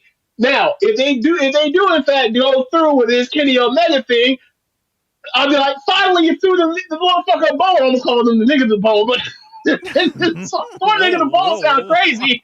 But right. Finally, you gave this nigga something to work with. Thank you. Finally, my God. Oh, And don't ever, when Wardlow comes back, pretend that shit never happened. yeah. Oh, see, James trying to take the big niggas out the spots. See, like Wardlow's already been given up on, brother. Sorry, we're not going to do that. They already been giving up on Wardlow. They gave up on Wardlow in 2023. So. I'm very excited at the potential of a Swerve Kenny Omega match and feud and rivalry and the rest of the dynamics, because I feel like both guys are going to try really hard. Let's just say that. And it's also super interesting because now it's like, look, classical melodramatic elite. How will Hangman Page feel about this? How will Ospreay feel about this when he comes back? How will they feel about those guys hating each other's guts when they have matches or whatever else, even though they're What about the all Bucks? right. Well, the Young Bucks and Page, well, we know where that lies. Like, yeah, they, Swerve has been plenty meddlesome to the Young Bucks over the years. So, like, yeah. But I'm just saying, like, in general, like, the dynamics between Swerve's or Swerve's friends in AEW and Omega's friends in AEW, like Hangman Page and Will Ospreay, if Will Ospreay comes back while this is going on, they're going to be strained in some way and they're going to be pulled in each direction when it comes to this. So yeah, I find it interesting potentially. So yes, finally a non-title feud that actually can be like heated up really well between singles men's wrestlers in this company. It's been a while. Look. MJF. All right, nigga. Ball up top. Ball up top. So my question for you is this, right? Given that Darby beat Pac, is Darby the more contender for MJF post this show? I don't think so. I mean, what's his name? Brody King came out after the main event and chased MJF off, and he's been getting all these standby. Yeah. Well, I meant for the pay-per-view. I don't mean on TV. Like, yeah, that's gonna happen on TV. I meant like what's gonna be a pay-per-view match for MJF. Are we sure about that? I mean, I don't know. What is it gonna be? For me, it feels like it was Bandido was the TV opponent, and then Brody King's been getting built up in the background the whole time. They're not. You think they're gonna build towards Brody King for a world title match on pay-per-view for over 7 weeks? Not what I would do, but that don't sound like anything. That don't sound like anything Tony Khan would do. We just talked about Powerhouse Hobbs going to WWE. You think they put Brody King on pay-per-view? I mean, that don't sound like nothing I've ever heard him do. He didn't do that shit Wardlow. I just look at it like there are so few people for MJF to work with, and he's been directly linked in this thing, and I would be shocked to then waste. All right, so say like it was a TV match, right? Like that has to come how fast in order to turn it around to do that, because we know Revolution he likes to have these long ass builds. Every year at Revolution, there's a long ass build because there's no pay-per-views in the first cycle, but there's always a guy in the background. Just like Hobbs was the TV guy last year, Copeland was in the background of all of this. Brody King has been in the background of all this. And he's in LA, hometown. Look, not what I do. I just feel like that's what's happening. I imagine if you do that, then you're going to have you're going to be like 2.5 hours through Revolution, given what Revolution has been historically AEW, and be like, how the fuck are they going to top this? I mean, they didn't top it last year, so.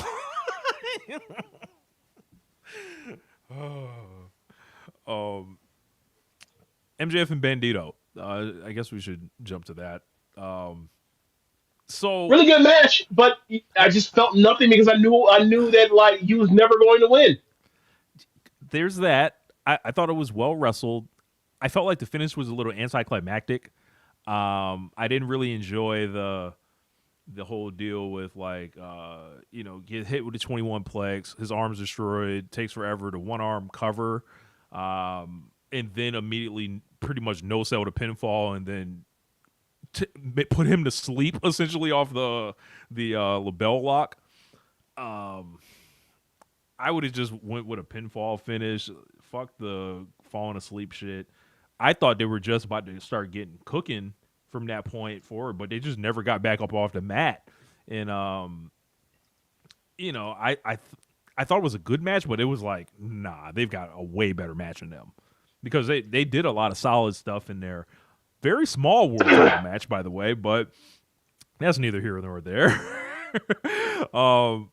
But yeah, and then the first guy out there is Brody King after and MJF has to put over Bandido as somebody that he has to worry about in the future, and that's Bandido's silver lining and all this. To me, it just feels fucking phony. Like, I don't know.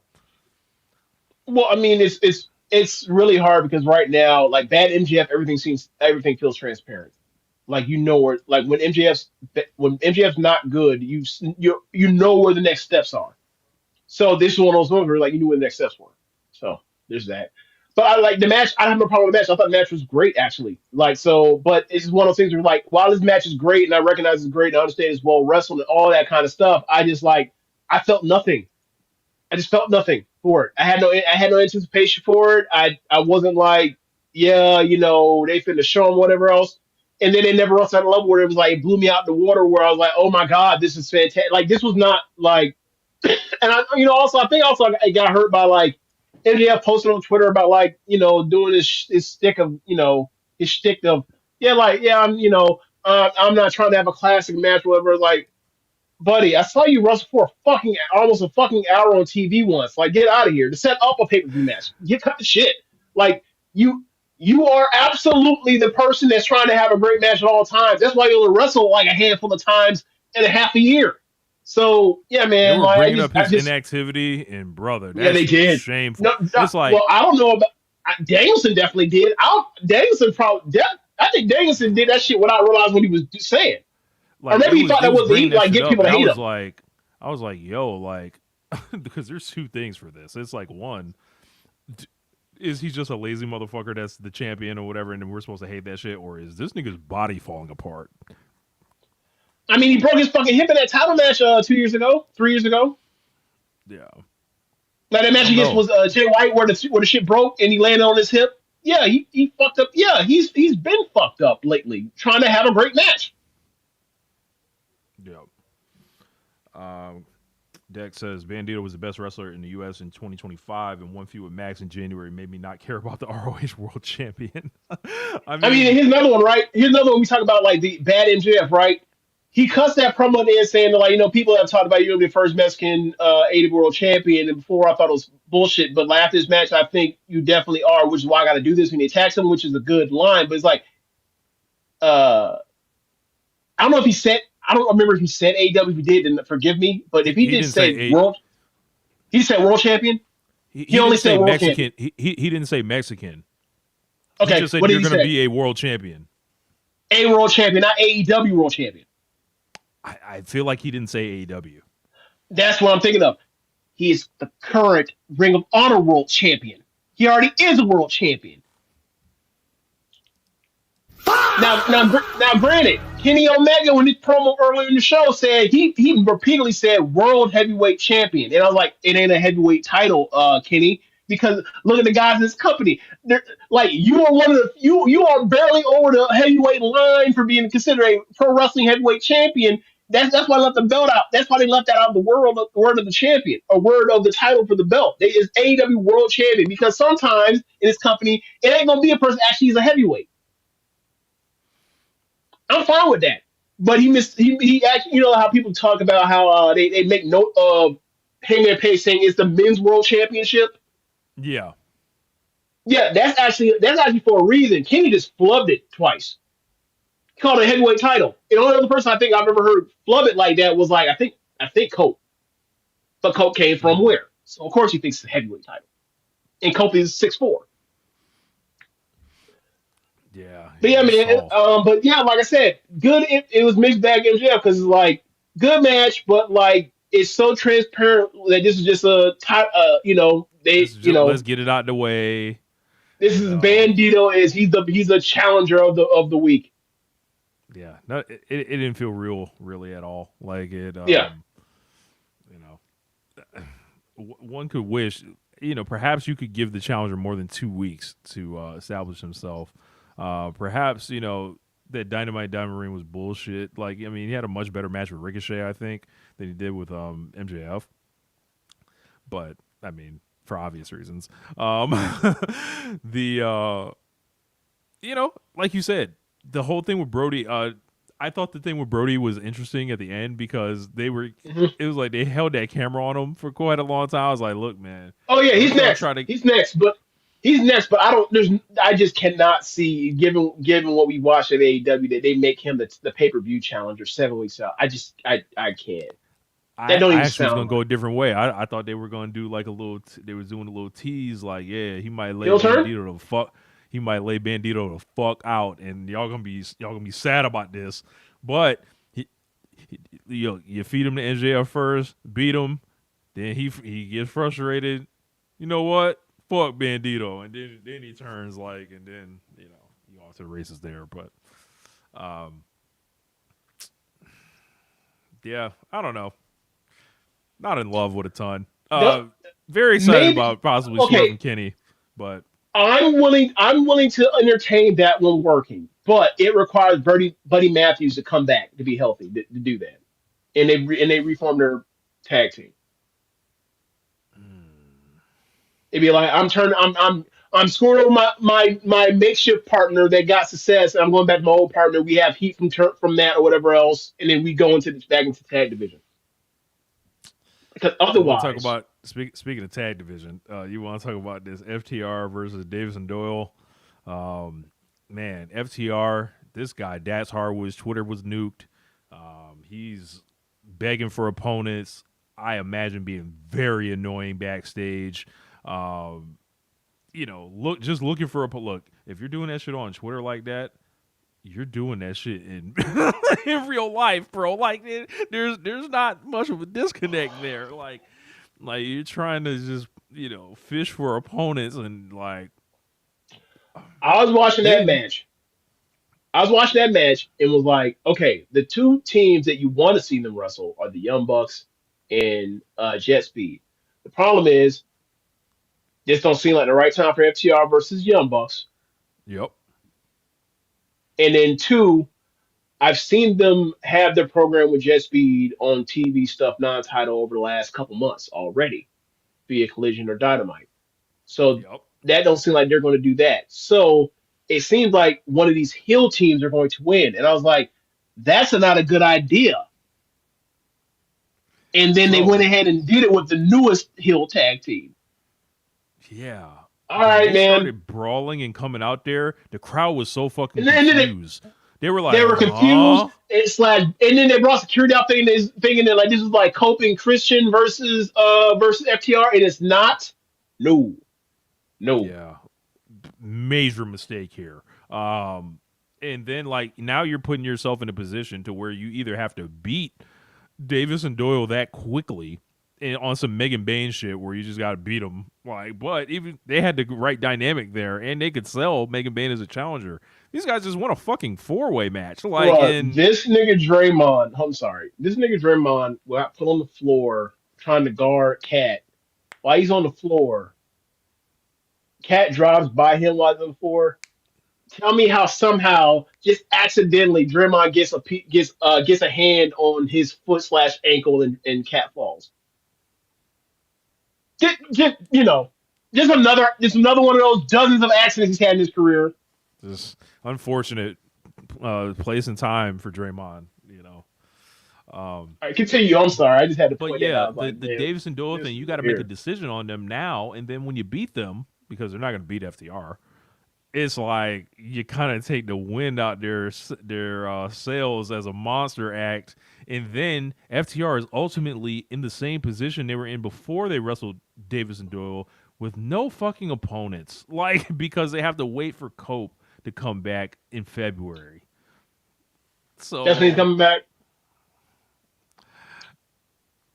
he's filming Percy Jackson. So They're making another Percy Jackson. I thought that shit flopped when they first made that shit back in like the aughts or the early teens. Yeah, a couple people were talking about he's filming Percy Jackson or something like that. So like FTR holding these belts, I don't think anybody's interested in FTR anymore as the champions. I think that last pay-per-view really hurt. I think they're just not a regular presence on Dynamite enough. And then all the teams that they've wrestled or could wrestle, they kind of like already worked with them last year. So before they got the belts, and then they were lucky to get a Bandido to work with.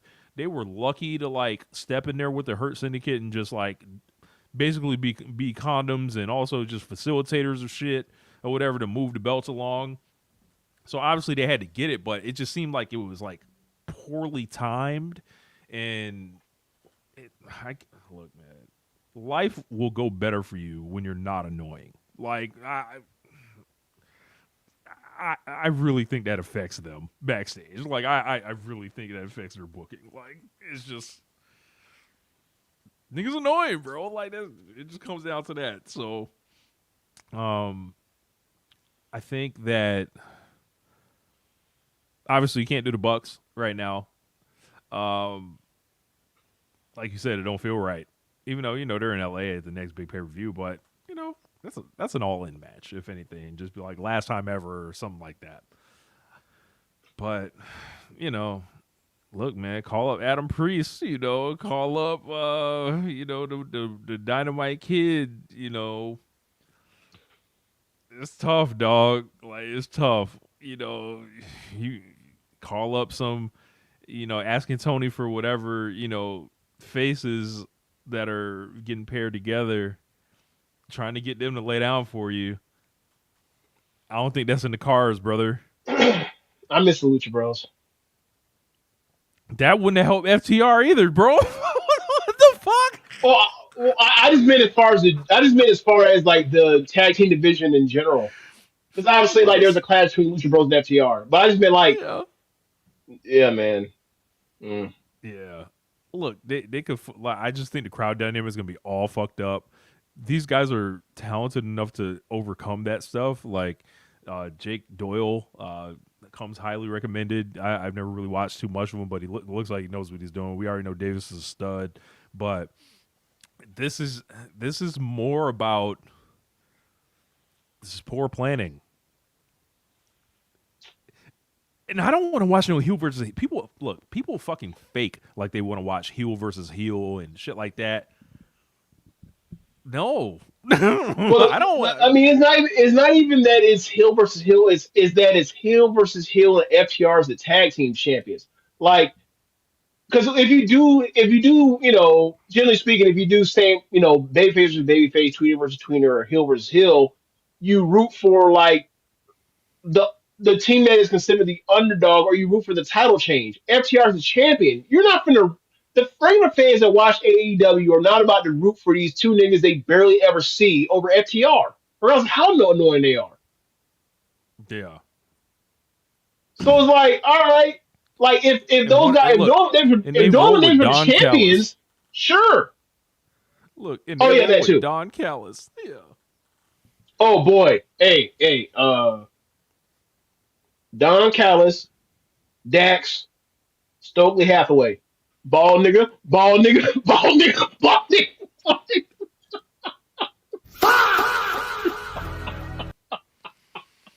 Oh boy, yeah.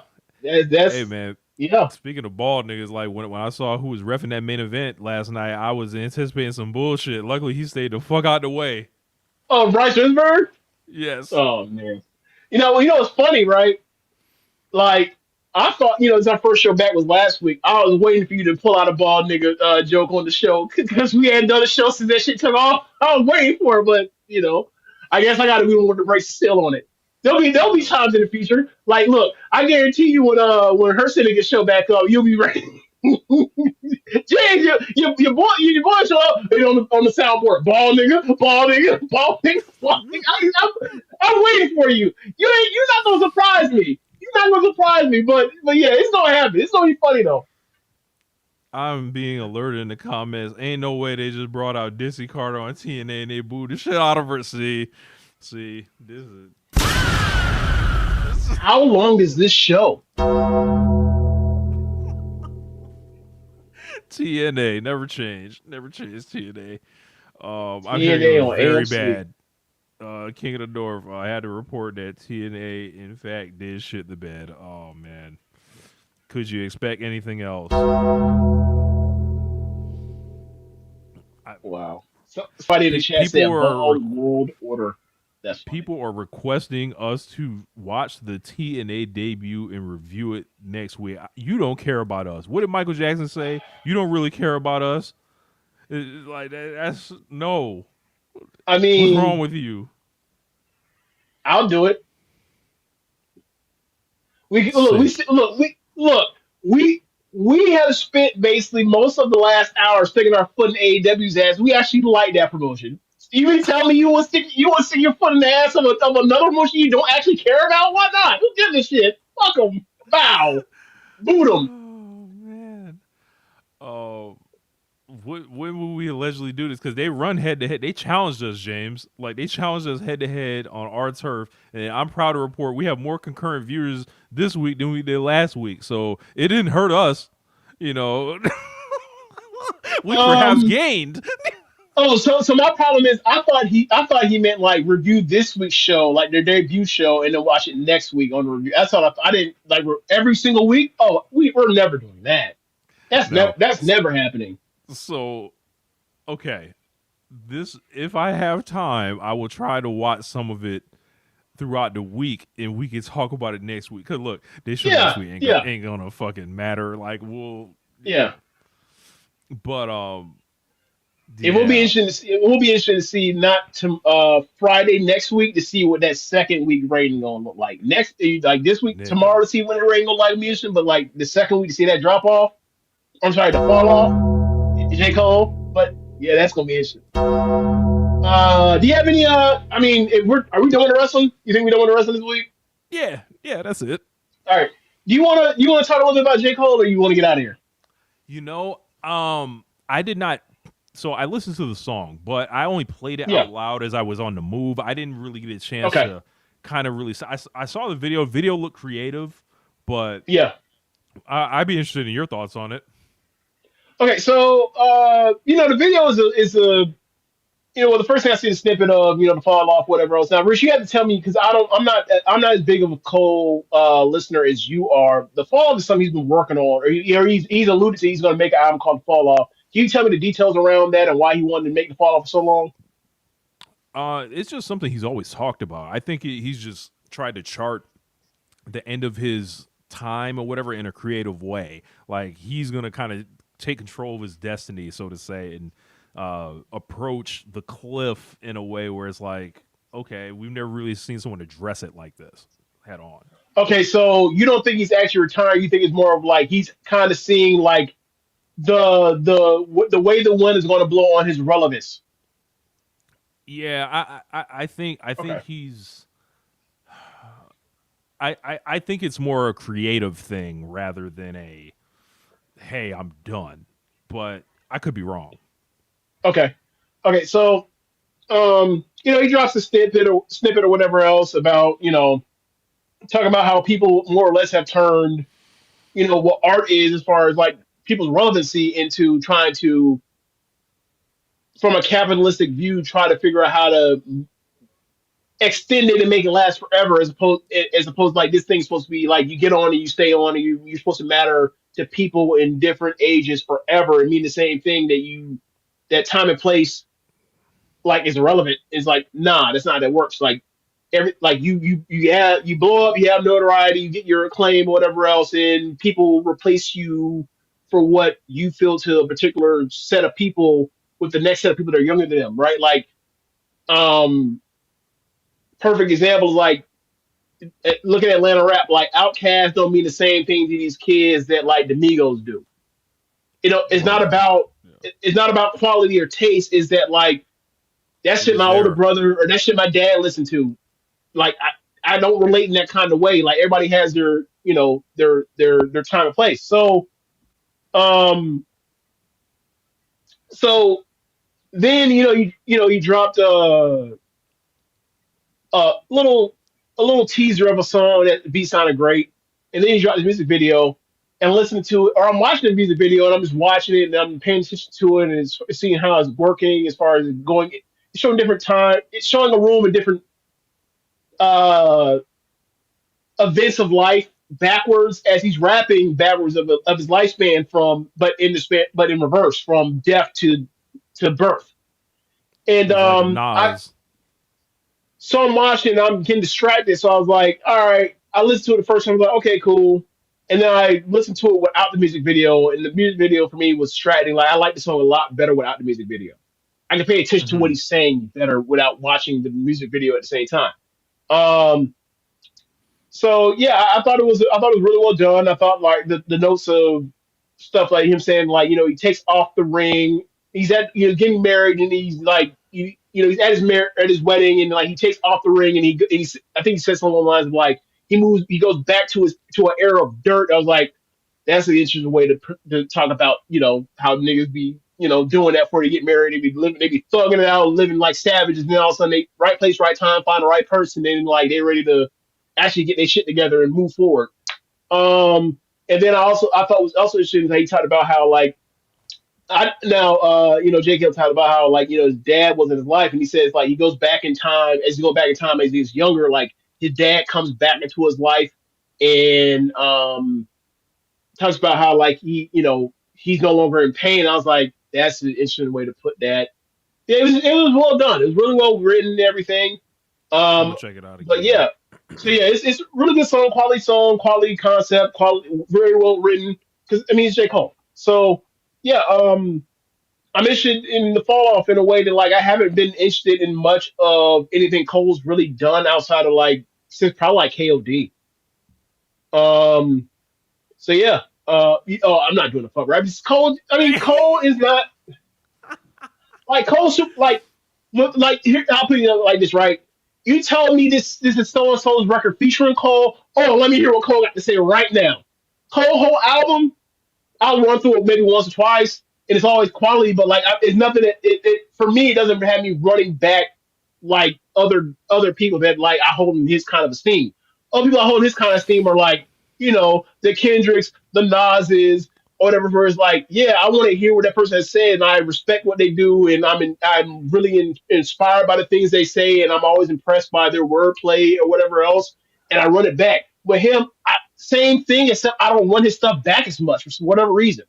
I don't know. Like it's all there. I acknowledge it's all there. I respect it the same way, but I just don't run his stuff back that kind of way. Like recently, like the other day, I think honestly, for me, the thing that most interested me before this song came out for a Cole album this year would have been like if Cole drop an album. The first thing I want to hear is I'm going to go straight to whatever song Jid's on because I want to see the rap Olympics. I want to see Yeah. which one of them niggas think they're gonna kick whoever's ass because both of them niggas gonna try and have rap verse of the year against each other at this stage because Jin is at that level now. All them other songs we heard with Jin and J Cole, I think Jin hasn't really tried like that or whatever else wasn't capable at that point in time, and Cole kicked his ass. I think now it's actually like this is a pay-per-view heavyweight battle, whatever they had a match. I can't wait for them to have it. They song together. That shit, they both gonna try to. How many times they gonna send shit back and forth? Be like, yeah, I gotta add, former bars here and there. They gonna I can't wait for that shit. Re-edits. Yeah, in fact, I want to be like, hey, y'all two got one day to make a song. Y'all two got one day to make a song. Let's see what y'all niggas got. Cause boy, like that shit that Jid did on whose shit did he do that on? The shit he did on Takeoff's thing on no Takeoff, sorry, RP. On Offset shit bodies, Yeah. that shit was disgusting. And like, it's not the same thing you would hear that stick song. that Gangsta Grill stick shit. Like Cole ripped that shit and Jizz just there, kind of. Yeah, that was a long So time ago. that Jizz is totally different now. Like his profile in the rap game is totally different. Like people expect a certain level from him, and like if they get a song, it's gonna be both of them niggas. You know, remember people talked about the Jay-Z and Biggie thing. Brooklyn Spines, like they'd be like, "Yeah, man, Yeah, came in the booth like, yeah, here's the notepad. I don't write. Oh, you don't write. Oh, I don't write either." And he's chuckling in the competition. Like that's what I want to see out of them two niggas. Like yeah. one of these niggas gonna leave with Rush of the Year on that song. That's how I feel with them two niggas. They're incredible. So yeah. But yeah, man, like once I heard that song, I was like, but I'm now interested in more than just that now, out of the Cole thing. Um, we're getting an early review from Cage Match TNA on AMC 1.18 from Rich Rogan. How many also votes don't know. on how? The fairy Hold tale on. wedding of Shingo and Poi. You know, That shit was so random. that's hilarious, bro. I'm just glad that criminal is off the streets. Nazapoi, with an honorable man like Shingo Takagi, and you know, An honorable man. That's how. yeah, Okay, yeah, that one where you was calling in the chats. You called that man a Japanese nationalist. Almost keep it on the top.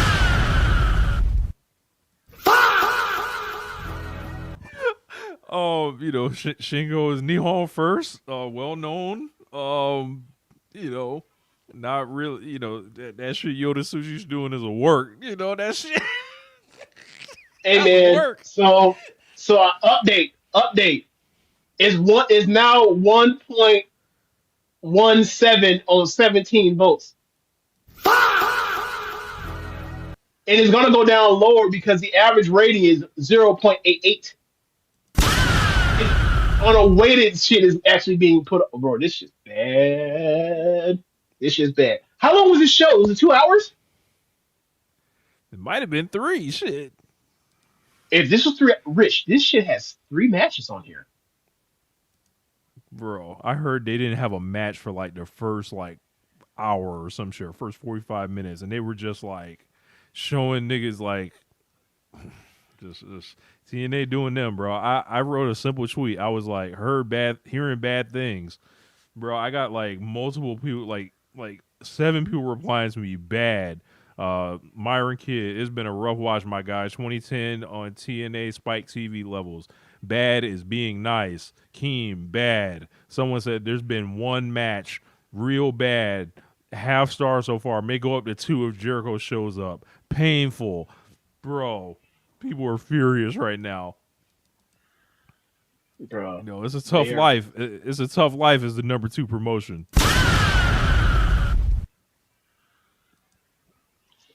Man. The AMC Bro, I'm looking Plus at this. feed the show cut off the entire women's match.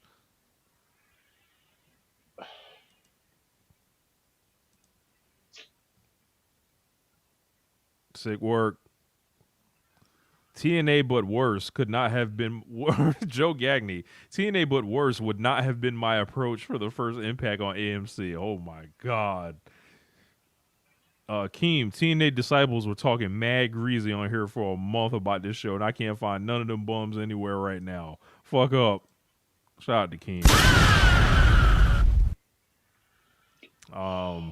Yeah, brother. It's looking very bad from everything that I'm seeing on the timeline. And then I look, One Nation Radio review, I guess, like look, I almost want to make that a damn paid show.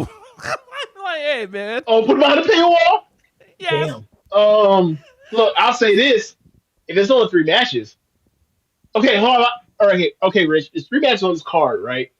One's 8 minutes. One's 8 minutes as well. The other one is 17 minutes. Now, if there's only, I don't have a problem watching this because you know what that means? I can put this shit and play it on 2 times speed for the non-wrestling segments. So I can zoom through this match. I can That be might done with not this be a show in bad like, idea. I can be done with this show in like an hour and 15, brother. That might not be a bad idea. Look, So if y'all want us to review the TNA, y'all got to look. If we gonna take care of y'all gonna have to take care of us. Like TNA.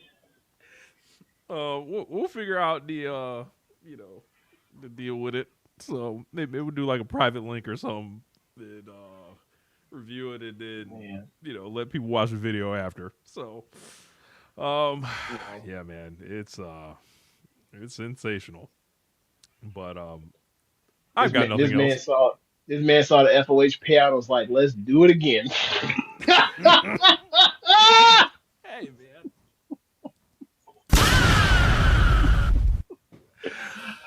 Oh man. TNA, huh? Man. All right, Rich, can you do the outro because I don't know the name of the new show. Hold on. I think I have it not far. Is it Joshiing around? I think It is Tim on it? Joshiing around with Tim and Eric. Shout out to my man Tim and Hunter. Eric. Been working on the newsletter for quite a while on that. Joshiing around. Okay. Thanks for listening to this end of the show. If you are watching from the stream, come to the show notes in the description of the podcast when it's up, and you can go to the restaurant link and donate there. And be sure to listen to other shows on the network. Besides which radio, you have Keeping the Strong Style, All Things Elite, AEW Match Guide, the Trish and Sarah Wrestling Podcast, Tunnel Talk, Wrestling Art with Chris, Things, and Adventures, and Joshing Around. Thanks for listening, y'all. Later. Turn them fucking lights on in that Rich Paul room. All right, y'all. We up out of here. All right, later, y'all. Peace.